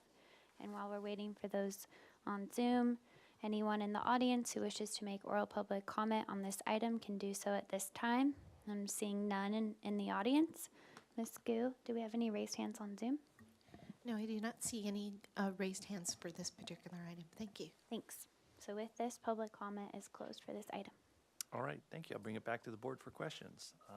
Vice Chair Kalas, do you have any questions, please? I'd just like to see the front elevation. I think it might be the east elevation. The old one versus the new one real Yeah, quickly. Maybe you could just toggle between them quickly. Sure thing. Let me get down there. Okay, there's the new.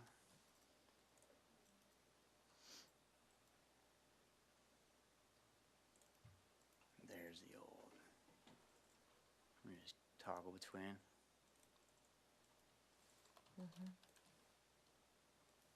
Plate height stayed the same? Yeah, they're all 8-foot plates. That's a low little add.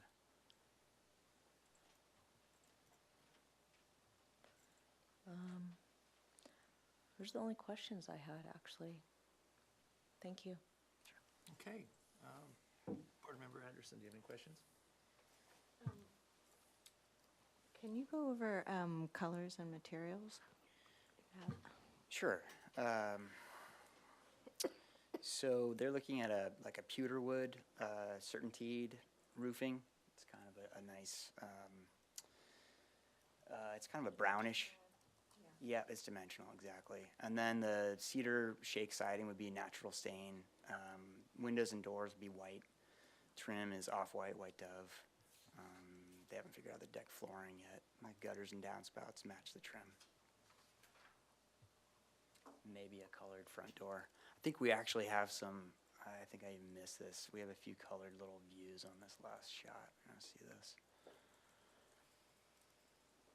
you go. I think it would be a lighter, it's a pretty dark brown finish looking. Lighter than that. And then there's muntins in all the windows, but this early model is not totally showing all that. Yeah, that's definitely a lot darker than a natural Yeah, cedar, yeah, right? yeah. And you've got a window of flower box up there, Correct. I think? Yep. Okay, all Yep. right. Window manufacturer,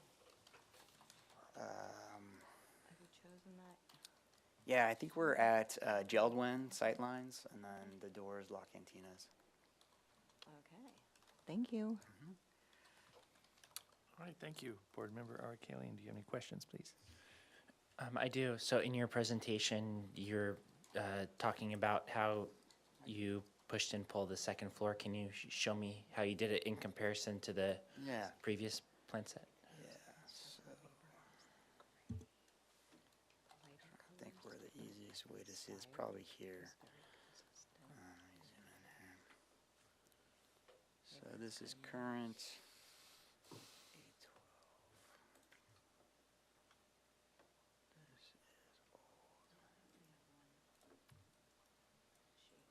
So last time this stair was a lot closer. This wasn't as big of a step. And then this little corner got broken down. Let me toggle over that one. You can see there's a little just more crenellation going on right here. This steps back in a little bit more. So it's, it's like a foot here and 6 inches there. It's not like, 6 feet, but it's a little more pushing and pulling. Yep. And we did come down, FAR came down, I think we lost like 26 square feet, so we dropped from 94% to 93%. And then in terms of the patio columns, can you describe what they are? How you've changed them a little bit more?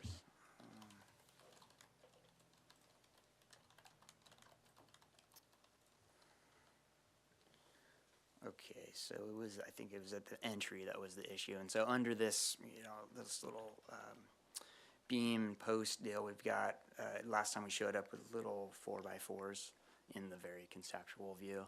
And I think the board was just like, wow, that looks really undersized. So we studied a bunch of different ones, and these are 10 by 10. Maybe we'll go to 12 by 12, more of like a cased column. That's all I have, thanks. Okay, thank you. Board Member Klein. No questions. I don't have any questions either, so I'll bring it back to the board for comments, which I will not make any. Vice Chair Colosimo, any comments, please? No, I think you've addressed the requests of the board. I think it was a good project before, but I do think the hip condition sort of softened it, sort of settled it. And I definitely think the bigger columns or posts at the front entry help. I think it's going to be an attractive project. I would encourage you to really think about the color scheme. The neighborhood is kind of, there's lots of lighter colors in the neighborhood, so this will deviate from a color standpoint, but in terms of the detailing, I think it resonates with the neighborhood. So I think those are my only comments, aside from the fact that we would be looking at, additional information in terms of exterior lighting, detailing, things of that nature as the project either comes back for PDA or final. All right, thank you. Board Member Ara Killian, do you have any comments, please? I do. I appreciate the improvements since the last time this was here in March. I agree. I believe a proposed material board, bringing that to the consent meeting will be helpful, and to consider a color tone that is compatible with the neighborhood. And that's all I have. Thank you. Oh, excuse me. I'm fine when it comes back to the consent calendar for it to come here for PDA and final together. Thanks. All right, thank you. Board Member Klein, do you have any comments, please? Just that I agree with the previous comments. I think the changes are an upgrade to the plan, and I think it's ready for PDA and final at the next hearing too, as long as you have all your details. Thank you. I absolutely can't make any comments, right?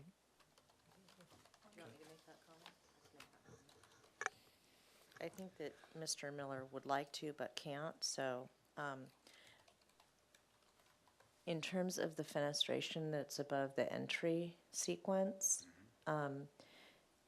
you might consider increasing the height of the central window at that location so that it kind of steps down and talks to the gable at that location.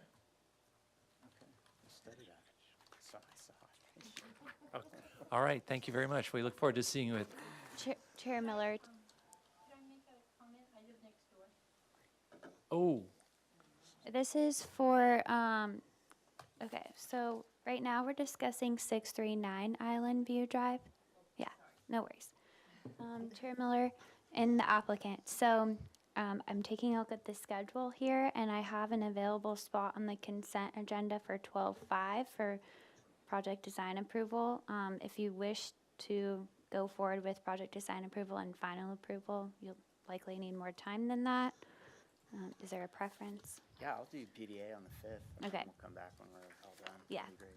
Let's do that. Great. Ms. Gu, is that captured? 12:05, we bumped it up? Okay, thank you. Sorry for the inconvenience. No, it's fine. Thank you. all right, thank you All very right, much. Take care. Happy Thanksgiving. Thank you, you too.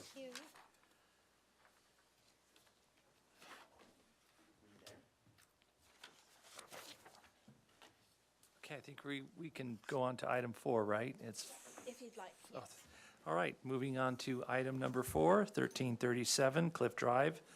This is for concept review. This is a new item.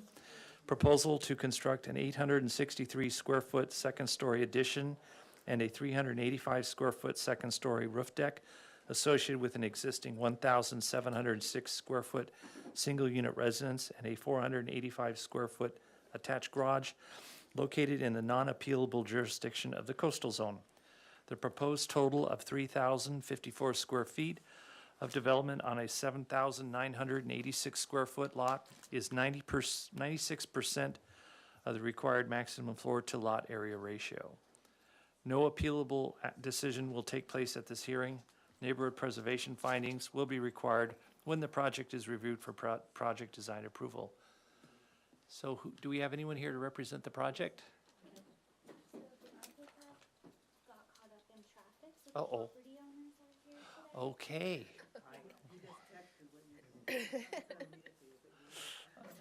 Okay.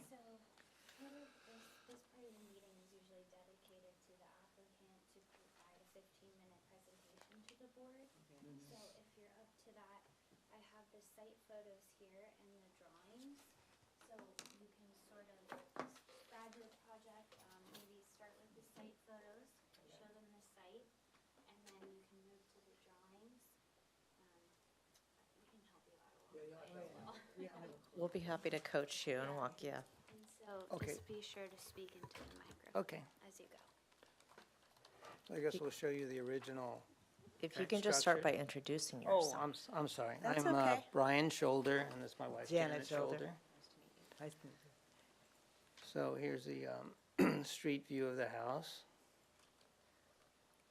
the entrance, and if you want to stop me, you can at any time, because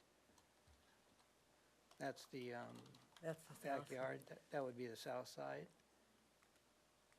South side again. Part of the deck, south side. This would be the north side or Cliff Drive. Again, south side.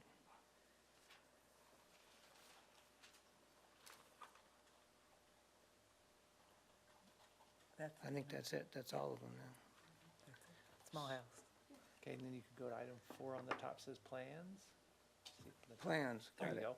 Perfect. I click on that thing. Yep, there you go. Now, you can see your site plan if you want to talk about. So what we're planning on doing is building a partial second story that covers there's a master downstairs, and master's downstairs, and also above the garage. You saw the garage was a flat surface, so that's where where the second story is going to go, and have a master bedroom and kind of an office, bathroom area, and a walk-in closet. So is the work kind of going above the shaded area on the site plan? Is that Correct. beige color, Correct. is that where the work is going on the You second got it. floor? Yeah. Okay, great. And was it approved before, this plan? No, I don't think so. No.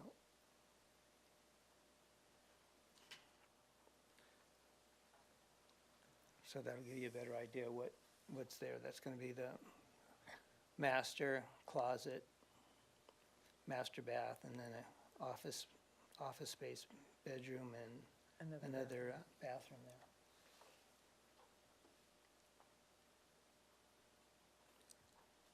That'd be the roof plan, and then off the second story, there's a deck that's, I think you read it, what is it, 300 and, Let's see. 385 square feet, 192 square feet is gonna be covered, and it's gonna be sunken and built into the existing First floor roof line. Yeah.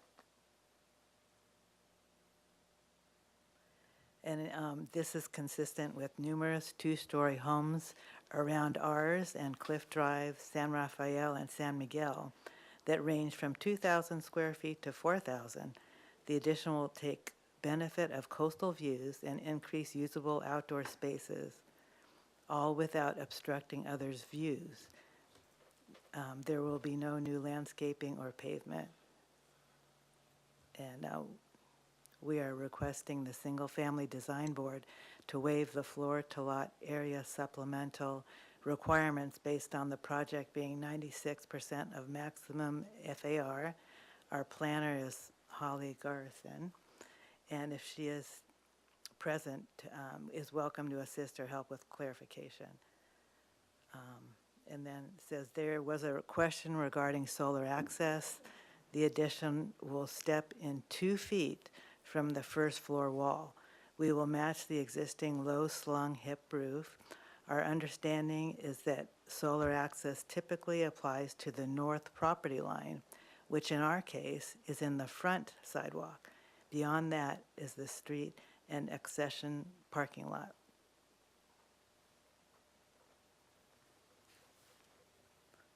You have a good architect or designer. Oh, coaching you. They're doing a good job from remote. They're addressing they're addressing a lot of the issues, While just to let you driving, know. They're while doing a he's good job. driving, yeah. Okay, thank you. Not our, Do we have any public comment, please? That concludes the applicant's presentation. I'll just add that it's a Tier 2 project, Thank you. stormwater-wise. Thank you. Is there anything else you wanted to add to that? no. Okay, all right. So did we get any public comment, Ms. please? Gu, can you please switch to my screen? So we did not receive any written correspondence on this item, and if, for those of you attending on Zoom who wish to make oral public comment, you can do so now by selecting the raise your hand icon. Staff will call on you, and then you can unmute yourself. So while we're waiting for those on Zoom, if anyone in the audience wishes to make oral public comment on this item, now would be the applicable time. So if you want to approach the podium, you'll have 2 minutes to speak, and just provide a speaker slip to us following your public comment. So press on the base of the mic so it lights up green.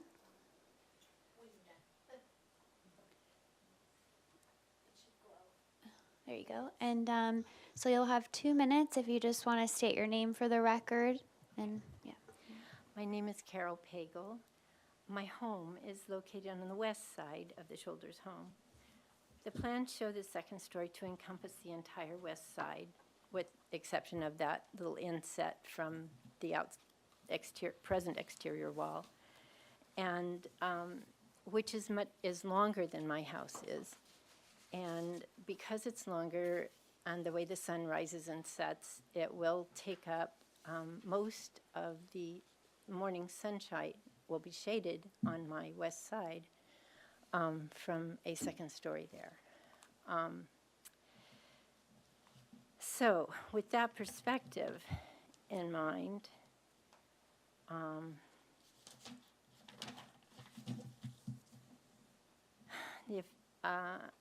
the effects of solar loss, I don't know how it would affect my ability to have solar panels, or how much reduced space I would have because of it. The second point is that there are negative impacts on health and welfare by losing sunlight in your home. And sometimes it causes a bit of depression because of not enough natural light, and especially in the winter when our days are shorter.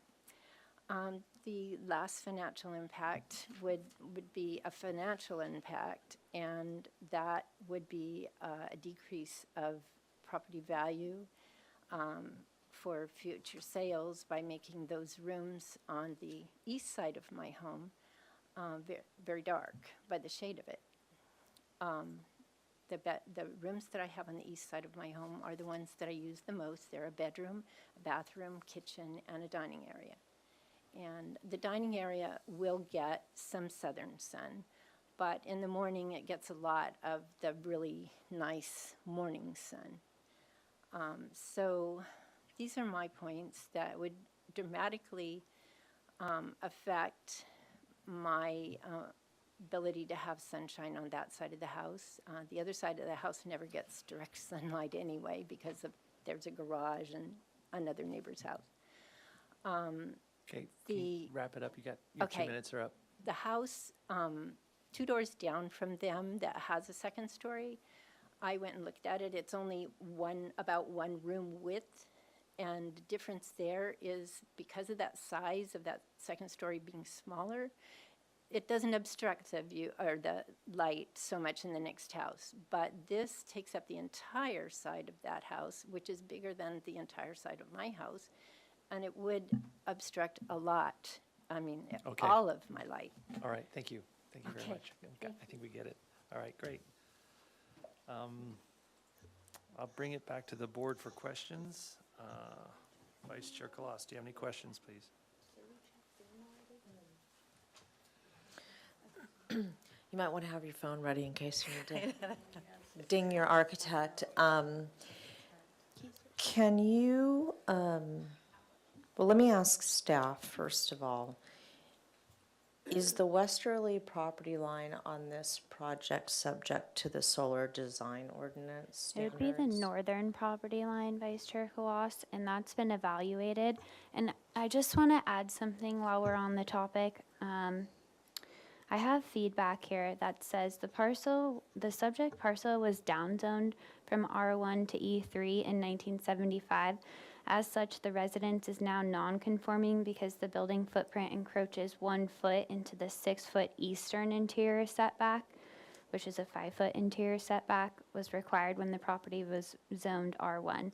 So, however, no work is proposed on the eastern side, but it was just taken into consideration that if they were proposing something on the eastern side, it would be encroaching into the setback and perhaps trigger more discretionary review. Okay, but the existing residence is conforming as to setbacks on the westerly property line? Yeah, the proposed scope of work does not trigger like a modification or anything like that. Okay. Can we take a look at can you scroll back to the site plan, please? That's the one that shows the street. It was the very first one, that one. Okay. If you go up to where the hand is at the very top, to the hand? right, there's a plus sign. Yep. And if you click on that, it'll zoom in. If you can do that a couple more times.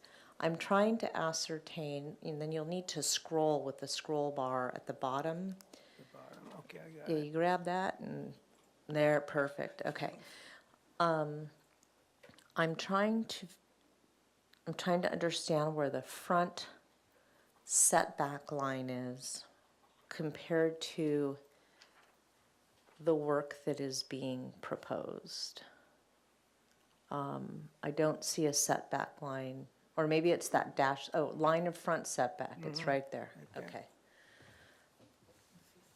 Okay, the reason I'm asking that is the pattern of development that's in the neighborhood, from what I'm seeing, a lot of times the garage is pushed back from the front wall of the house. A lot of times in plan view, they're kind of L-shaped. And in your case, it's not so much. So I was trying to understand that. Okay. And trying to think of what other questions I have here. So the westerly property line is not subject to solar design ordinance. And, okay, so if we can take a quick look again then at the exterior elevations. Okay. No, I have to go, wait a minute now. One second. You can use the up or down arrow if you want. Right here. No, I think it's the wrong one. That down arrow will work for you. Either way, you can do it, yeah. Okay, now you want to make this smaller? Yeah. Okay. And you want to see which, I'd like to start with the front elevation, please. okay, so that's going to be the north elevation, Correct, right? yep. That's north right here. There's north. Okay, that's the existing home, so I'm looking for the north elevation as proposed. Okay. It might be the next sheet.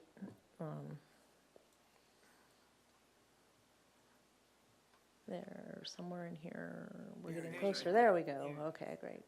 Oop, yeah, it moves very quickly between sheets. Sorry.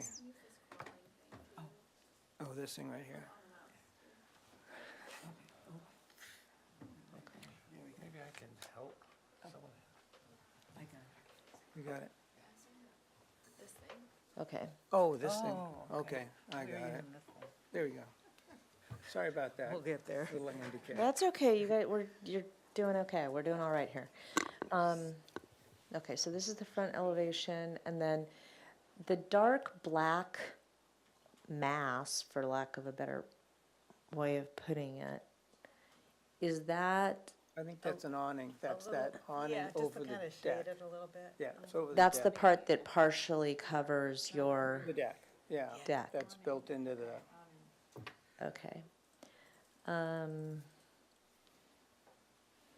And that is set into, so basically the the roof roof line. creates your guardrail for you in essence, right? Yeah. Okay. Okay, and then if we can look at the westerly property line. I mean, the westerly elevation, sorry. Whoops, okay. Okay. there we go. Okay, so you're more intimately familiar with this than I am, not familiar with the floor plan. So maybe if you could talk me through what the uses are behind all of the windows on the second floor? Okay, That area. so that'd be the master bedroom. And then I believe that is the Kind of like, that'd be closet, I believe that's the closet hallway area there. Yeah. Let me see, Okay. let me look. it's so little, I can't. And read. then, let me see here, And then the hall. There's the let me see hallway. here. And then that's the bathroom. And this is the bathroom, the Yeah. very last one's a Yeah. bathroom, and the other one is, I'll tell you what that is. It's Oh, whatever. so It's the like the first, hallway. so the first, this window, this set of windows right here is, kind of a hallway master bath, Yeah, hallway master bath. Should have printed bigger. it's not, it's missing a window. There should be a window right here. Looks like it's missing a window. These two windows are in the hall. That goes to the master, and then this one window here is the, into the hall, and then, That's the bath, right? yeah. That's the bath there. Okay, so kind of in summary, on the left is the bathroom, in the middle are circulation spaces, and to the right is the master bedroom. There you go. Where you're trying to capture probably southwest views, sunset views, You I'm got it. guessing. Yeah. Okay, Probably mostly from the master. okay. Yep. And can you explain to me how those windows relate to, I'm sorry, I'm forgetting your name. Carol's house? Like, how would you imagine they line up with her house? The reason I'm asking this yeah. question is I'm trying to understand privacy issues for Carol. Sure. Yeah. So her house is, it's a single-story house that be probably on the north, we'll talk about north side. We probably line up fairly well, and then as far as the master goes, the master bedroom on the second floor, that extends past her house. So that's what Okay. that is.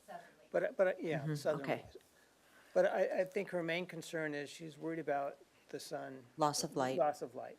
And 2 houses down, she talked to you, it's a 2-story. it's I on- drove out there today, I know which one it is, 2 houses down, it's kind of a Yeah. taupe-colored Mediterranean style house, yeah. Yes, Mhm. yes. Okay. Do you know what the plate heights are on the second floor that is being proposed? Do you know if it's an 8-foot plate height, or is it taller or lower? Let me see. It looks like it's on that Does he elevation have it right written there, if we can Here it zoom is. in. What's that number right there? It looks like it's 8 feet 8 depicted feet. on the elevation sheet. 8 feet. Okay. Those are the only questions I have. Thank you. Thank you. As far as privacy goes, you would be looking directly into my backyard on my deck. Understood. Thank you. Board Member Anderson, do you have any questions, please? Yes, thank you. For presenting without your architect, must be tough. So I'm going to ask my questions and we'll see where we get. I'm still trying to understand that there's no additional first floor addition. That's just shown on the site plan shading where the second floor is. Correct. Okay, gotcha. Can you go over the placement of the second floor and why you decided to design it just on that one side of the house versus spread over, or maybe in the center, right, left? Well, initially, the previous owner actually was thinking about building a second story there. And so the footings are, already there. Most of the footings are there. And that's one of the reasons why you see he never pitched the roof above that new, how do you do this? Let me get this thing, let me see. There you go. Okay, so where is it, where are the photos? Are they down, they're up or what? Yeah, they're towards the beginning. Okay. Oh, you want the photos? Yeah, give me the photos. So you see that whole flat area above the garage, that's all flat. He never pitched it because he was thinking in the future to basically put a second story there. And there's actually, there's wood beams and also the footings are They're all beefed up substantial for that. for the Yep. second story. Okay, thank you. Have you talked to your designer architect about exterior materials, changing the windows of the existing house and? They're going to be similar to, it'll be stucco. The second story will kind of match what the existing And the windows will structure be is. the same. Yep. Okay, the windows are going to be the same. You're proposing what type of windows? I think it's a Milgard window. A Milgard Yeah, window. that's the original It's windows. double pane, right? Yeah, double pane Milgards. Okay, and then a similar roof material? Yes. Yeah, oh, yeah. Yes. Okay.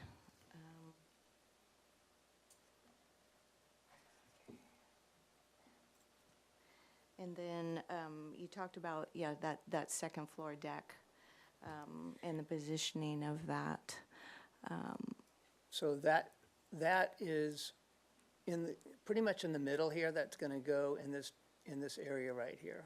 And that basically, we can walk out from the master, or we can walk out from the office bath area. And what, I think it's 385 square feet, and I think that's going to be built into the roof line. And then the actual part of that deck is going to be covered with, it's 192 square feet, so kind of a cantilever deck. That cantilever- black thing you saw. Yeah, The yeah. awning. Well, I wouldn't, okay, so awning to me is a retractable, not No, it's No, no, no, permanent. no. a No, it's permanent, okay, it's just not supported, it's Yeah, cantilevered no, out it's- of wood it's cantilevered construction. from the wall, yeah. Okay, all right, gotcha. Thank you. Board Member Arakalia, do you have any questions, please? Excuse me if I skip this, but any more details about the awning itself, the material, or what's being proposed? I couldn't help you with that. That's going to be Jason Carter. I could He try to help call you with him. that. But I know it's going to be a cantilevered. Okay. And I think he spoke to the structural engineer to make certain that we could even do that without having to add more posts, structural posts and stuff. And then I'm on the south elevation. You got it. I'm going to try. You want the drawings, the pictures, or what? It's page 7 of the PDF. Oh, that's different. Oh, Plans, please. God, they go by so quickly. Hang on. Here, look at that. Tab over to the Yeah, I'll let plans you up do that. top here. And, page 7. Hard to see from here. Then south elevation, yeah, that one. Okay. So the glazing on the second story, so it's kind of folding, they all. Folding out windows. Folding yes, out. And that are there. Okay. Have any other types of glazing been studied to maybe be more consistent with the first story? No, but we're willing We're to open look at to that, yeah. whatever, Okay, that's all I have, thank you. All right, thank you. Board Member Klein, do you have any questions, please? No questions, just comments. Okay, I'll bring it back.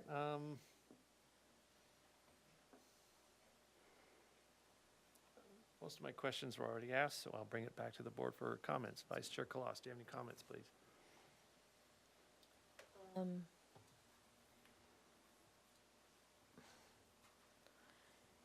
It's a relatively straightforward project, I think. I appreciate the location of the master deck. I think it's very thoughtful that it's being placed at the center of the parcel and that it's not being placed around the edges of the second floor. I can appreciate the neighbor's concern about loss of morning light. It did, even without you speaking, when I went out there today, I was very conscious of how close the residences are to one another in this little strip on Cliff Drive. And so I can understand the concerns there. The reality is that we don't have a whole lot of purview over that, because if somebody came in and bought this property and tore this down, they could build a 2-story structure basically where they have the second floor proposed. And that lot line is not subject to the solar design ordinance. You know, if there's anything that I can say to you to sort of assuage some of your concerns, is that, you know, you're fortunate to have a lot of southerly exposure, and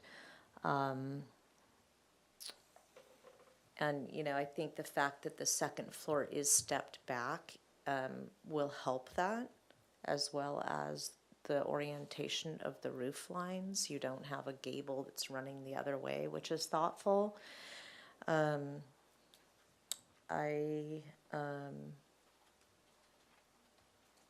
On the westerly elevation, I would prefer to see some minimized, yeah, that one. I would prefer to see some minimized fenestration at the center of that elevation. I think if those are just circulation areas and you're really just trying to get some light in for, you know, ambient lighting when you're walking through a hallway or something, I think you could achieve that with less glazing on that side. One window, you're saying? Or a skylight, or suggesting I'm possibly? not going to suggest okay. how it Okay. will be addressed, but that's Okay. for your architect or designer to do. Okay. But I think that can be done, and it will afford your neighbor some more privacy, and she'll feel less concerned about somebody looming over her. The really kind of hoping for a compromise to have, instead of it taking up that entire side of the house, perhaps it could take across the front, or I understand. much more. I understand. It's, in terms of protocols, unfortunately, it's our turn to talk right now. So that would be a comment that I would respectfully request that you take back to your designer or architect. Those are really my comments. I don't really have any more comments. So All you're right. saying like just Thank make you. one window? Yeah, no, we have to take that back to the designer. Yeah, I didn't know. Board Member Anderson, do you have any comments, please? Ooh, yes. Thank you, exciting project, definitely. I'm just trying to, or struggling to understand how it fits with the neighbors on that street. In compatibility, and definitely the second floor massing and compatibility with, you know, the other houses on the street. So we typically would ask for like streetscape of your adjacent neighbors and or more to justify that. So that would be super helpful to have. I feel like the massing of the second floor at 96% FAR seems large to me, and typically it seems more balanced if it's centrally placed versus one side or the other. I'm not saying, you know, functionality and this may be best for you. I'm just saying as you move further, you might want to look at the positioning of that second floor. the architectural style as well, as you move forward with materials and colors, we want to see more of that. And if you can work with your designer architect on style of architecture, more distinct, that would help tie everything together. So that's moving forward. Windows as well, and roof, and all your materials. The deck is large. I don't know. I just, it seems really large. And I know it's a great view. So I don't know what further to say about the deck. I'm feeling like that cantilevered roof is, I'm not understanding it, so I'd need to see more around that. It seems awkward to me, the way it's been presented on the plans right now. And that's all I have. All right, thank you. Thank you. Board Member Arkalian, do you have any comments, please? I do. I appreciate the applicant providing the proposed second story in a similar style as the first, use of the plaster, the roofing. I do like how the second story is stepped inwards a little bit to show the proposed, to show the first story roof as seen here. I'm in support of many of Board Member Anderson's comments, particularly the second floor roof deck. I need like much more detail about that awning. I'm concerned about it from a neighborhood compatibility standpoint. Looking from the street at this awning projecting out to the side. If we can we go to that elevation right now? I'll try. Oh, so it's going to be, you want to see that from the north? No, these are. Sure, Let's see. page 6. Page 6. So, no, hold on. We got to go up.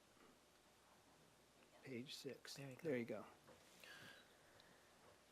So to provide proposed material,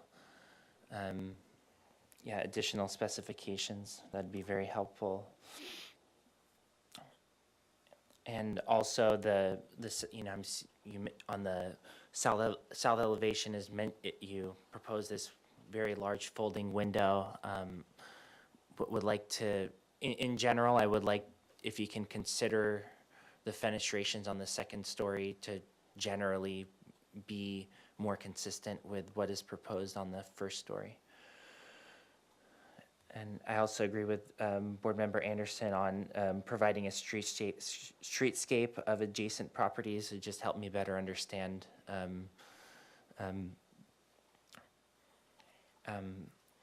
how other second story elements are expressed. And that's all I have for now. Thanks. All right, Board Member Klein. Yes, I would agree with the other board members. I think generally the materials are appropriate. The size, bulk, and scale with an 8-foot plate height. It would be helpful to see along the elevation of the street, just your neighbors along the street, how the heights change along that elevation. And then also it'd be helpful to see, I don't know, maybe you had this, but just maybe more focus on a site plan that has either a Google Earth or the outlines of the neighboring properties to see where the mass of the other homes are in the neighborhood.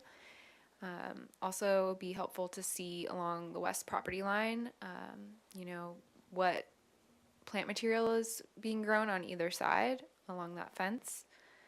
And I agree, I think the overhang of the deck feels awkward, maybe more of a trellis pergola, and also the balcony feels large. And then also it would be great, to see if you have gotten this far, the BMP measures for a tier 2 stormwater, where are you managing stormwater? So that's further down the road, but just want to bring that up. I think we do that already, if I'm not mistaken, it was there. Yeah. Yeah, so next time I say, That's next, yeah. present Absolutely. where those are going. Great. Can you, or should I need to see your floor plan, second story floor plan. Can you do that? Second story floor plan, so that's gonna be up higher, I think, right? That's the roof plan. There it is. Okay, now make it smaller Make it for you. smaller. Then negative. Okay, yeah. Okay, so I see an opportunity to reduce the size of your second story. I think it's a little, I'd like you to try to get closer to 85% FAR. I think there's an opportunity here to kind of shrink some of these rooms, to compact them. I think that'll also lessen the impact and mitigation of your neighbor in terms of having this giant structure wall. So I'd recommend that you tell your architect or designer to get closer to 85%. See if you can reduce it a little bit. Okay. Yeah, the balcony roof is a little strange. I don't quite know what he's doing there. He may have something exciting and innovative, but it looks really weird from an elevation point of view, and the board is asking for more information. But it looks uncomfortable. I don't know if you look at it, this thing's sticking out. It looks awkward, like someone stuck a pencil in there. Oh, the awning thing? Yeah, the awning. Yeah. It's very strange. Yes. And I would also reduce the balcony at minimum to matching the ridge line of the existing roof. Pull it back so it is more, it's just too aggressive on the roof. If you see what I mean by the ridge line? If you go to the front elevation, the north elevation, he can explain to you what he's trying to. Talking about it from here. Yeah, see, push it back to that line, see that, Here. the ridge line? Yeah, let me So- go get, Yeah, that would, let's go get Yeah, that he just, elevation, he hang on. drew it. We were like, yeah, that's good. Hang on, let's see here. We wanna see that from here. there you go. See how the balcony goes past the ridge line? You want, if, bring it back to the. Yeah. Yeah, these windows in the front or in the back, I guess is the back elevation, needs to be consistent with the existing windows. It looks strange. Okay. I mean, those windows and that awning, I mean, they're not compatible to the house, so I think they need to be, if you're gonna put some kind of roofing, I like what board member Klein said, some kind of trellis element or something that's a little more traditional and looks a little more pleasing. That's a great observation. Yeah, it's I always look at residential home as comfort food, and it should be pleasant to look at, and a lot of designers and architects try to make experiments, and they tend to not work very well. So I think familiar, charming, delightful, you know, Is nice. homey is very appropriate for residential architecture, so just saying that as an observation from the thousands of houses I've seen. Anyway, so those are my only comments. Can I add one comment? I Of don't know course. if it was said already, but I had it on my list. Sure. To minimize the windowsill heights at the west property line too, to study the heights of the windows Okay. Can we for see the privacy. west side? Oh, It's right there. That's easy, I can get this right here. Yeah, I talked about making them smaller, There you right, go. and talk about the sill height. okay. There's one other thought I had. Because that hallway area pops back, you might be able to cut the roof line back, and that might provide a little bit of relief for your neighbor also, and an opportunity for some sunlight to come in there. Okay. You could notch that back, and it could follow the wall of the line a little bit better. You're talking about something like right here? Yeah, right above those two windows. Yeah. Okay. Yeah, in that area. Just notch the roof line back like this. Okay. Yeah. All right, what happened to your architect? I mean, it's been one heck of a traffic jam. Okay, can someone make a motion, please? And they're here for comments only. Yes, and Chair Miller, board members, I can pull up the FAR supplemental handout if you want to take a look at that briefly to be able to include in your comments which of these elements you may want to see. Ms. Gu, can you please switch to my screen? I heard, street elevations were maybe mentioned or the panoramic photo simulation, so I just want to be clear in the comments, please.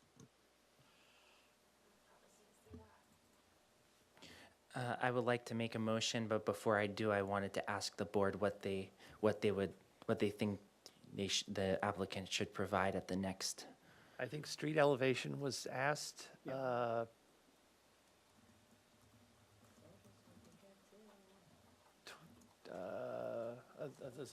those other three, I don't, I think the street elevation, silhouette elevation is gonna probably be the most helpful based on what I saw out there. I don't think they need story poles. It's obviously an 8-foot plate height, so.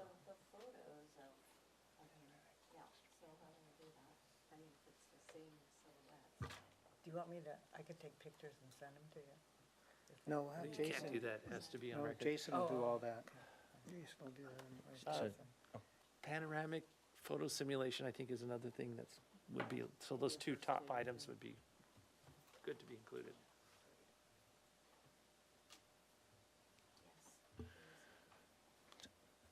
I would like to make a motion for the project to return to the full board indefinitely with the following comments.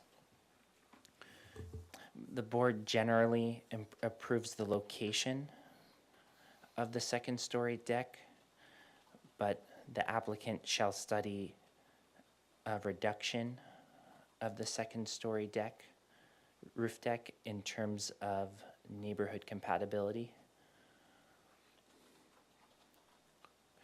For the applicant to study the glazing styles at the second story to be more consistent with the first story, particularly at the south elevation. For the applicant to consider minimizing the window sill heights along the west elevation. For the applicant to study cutting the roof line along the west elevation.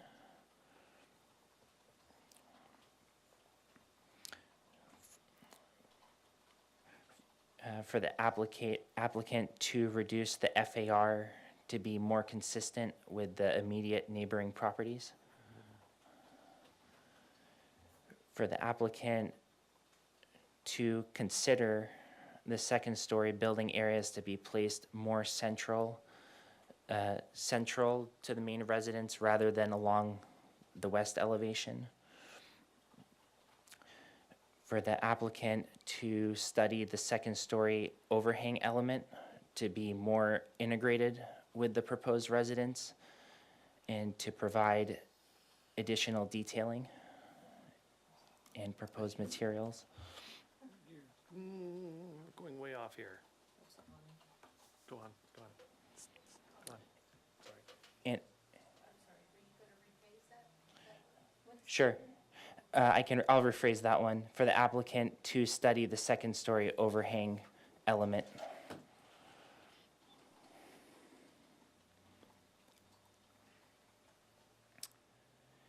And for the applicant to provide panoramic and street silhouette elevations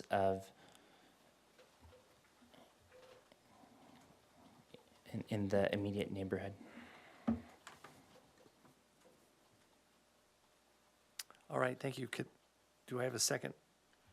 I'll second that, but I'd like to propose some minor modifications to the motion. Me too. One would be Mr. Arakulian to change the word from reducing to raising in regards to the comment about sill heights on the westerly elevation. I think you're asking those sills to come up. Yes. And I'm not sure if there was a comment made, I may have missed it, about consistency in window style on the south elevation. I had to study the second story glazing to be consistent with the first story, particularly at the south elevation. Yeah, I missed that, my apologies.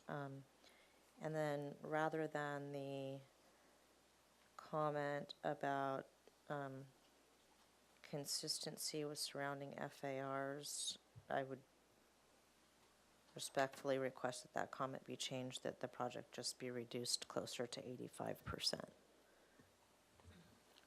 That's fine with me.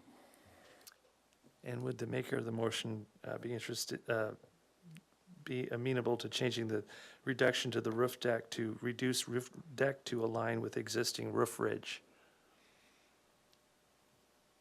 Yeah, I would be fine with adding that as well. Okay, what was originally said? Sorry, so this is comment 4, which I noted The as. roof deck. Okay, roof deck.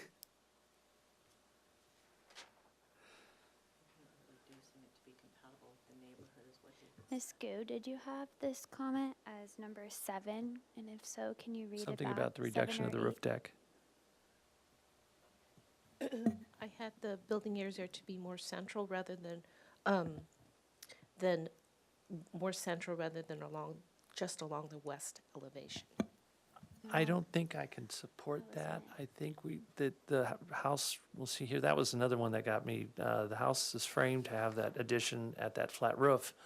So I don't think that was an issue about relocating the second floor to be more centralized over the house. Was that an issue, or do we want to include that in the motion? I mentioned it as a consideration, not a, Okay, great, perfect. So I have study cutting the roof line along the west elevation. Is that the comment? no, Okay. It was a comment about reducing the roof deck in size to be more compatible with those in the neighborhood, is what I remember Mr. Arakelian saying. And I think we're just talking about reducing it and ensuring that at minimum it align with the ridge that runs in a north-south direction as you see it from the north elevation. well said. Yes. Bless you.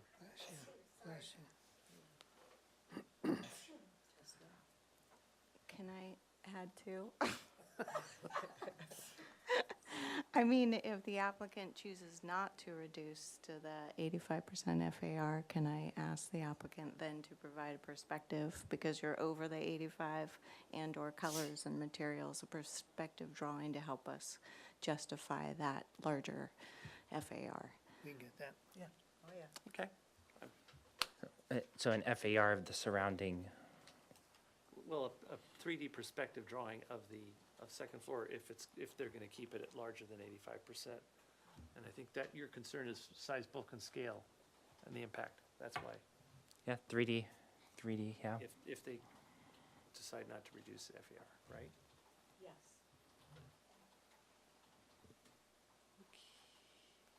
Okay, I second And it. I would like to thank Mr. Arakelian for being very brave in making the motion that we all. And, yeah, so I will it. Are you remaking that motion? Does it need to be reseconded? I seconded it. Oh, you seconded it. About Katie. I have Colossus a second on this. Fine, okay. And if the motion maker agrees to the amendments. Okay. Should I read? Yes. Okay. Sure. Chair Miller? Oh, you're not going to reread? I thought you Oh, did. I'm sorry. I thought. Okay, bear with me here. Sure. The board generally approves the location of the second-story deck. Maybe this is what you meant. Study a reduction in terms of the height compatibility, or compatibility with the neighborhood. So we then amended that to be reduce the size of the proposed roof deck to be more in line with the north elevation, correct? No. Ridge. How did you say It's to be in line with the ridge of the roof that runs in a north-south direction and as viewed from the northerly elevation.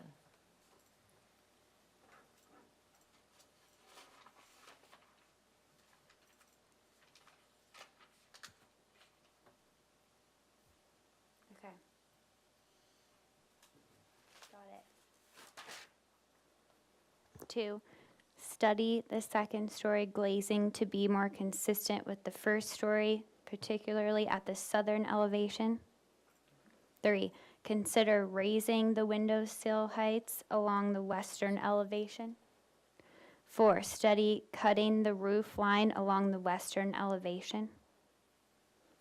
5, consider reducing the FAR to be closer to 85%. 6, consider more central placement of the proposed addition. It was consider there.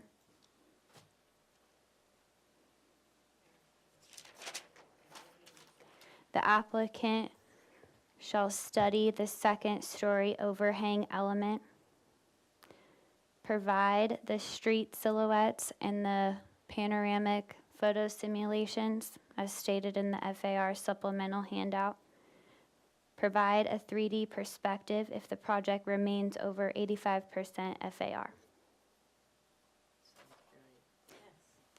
Okay. Okay. Thank you for all Thank these you. great suggestions. We'll let Jason go to work. Yeah. If you can get out of traffic. Okay, here we go. Chair. Okay. Chair Miller, Yes. Vice Chair Claus, Yes. Board Member Achillian, Yes. Board Member Anderson, Yes. Board Member Klein. Yes. Motion passes. Thank you. All right, thank you very much. Thank you. Yeah. Thank you. Nice work. That concludes the Single Family Design Board. Happy Thanksgiving, everybody.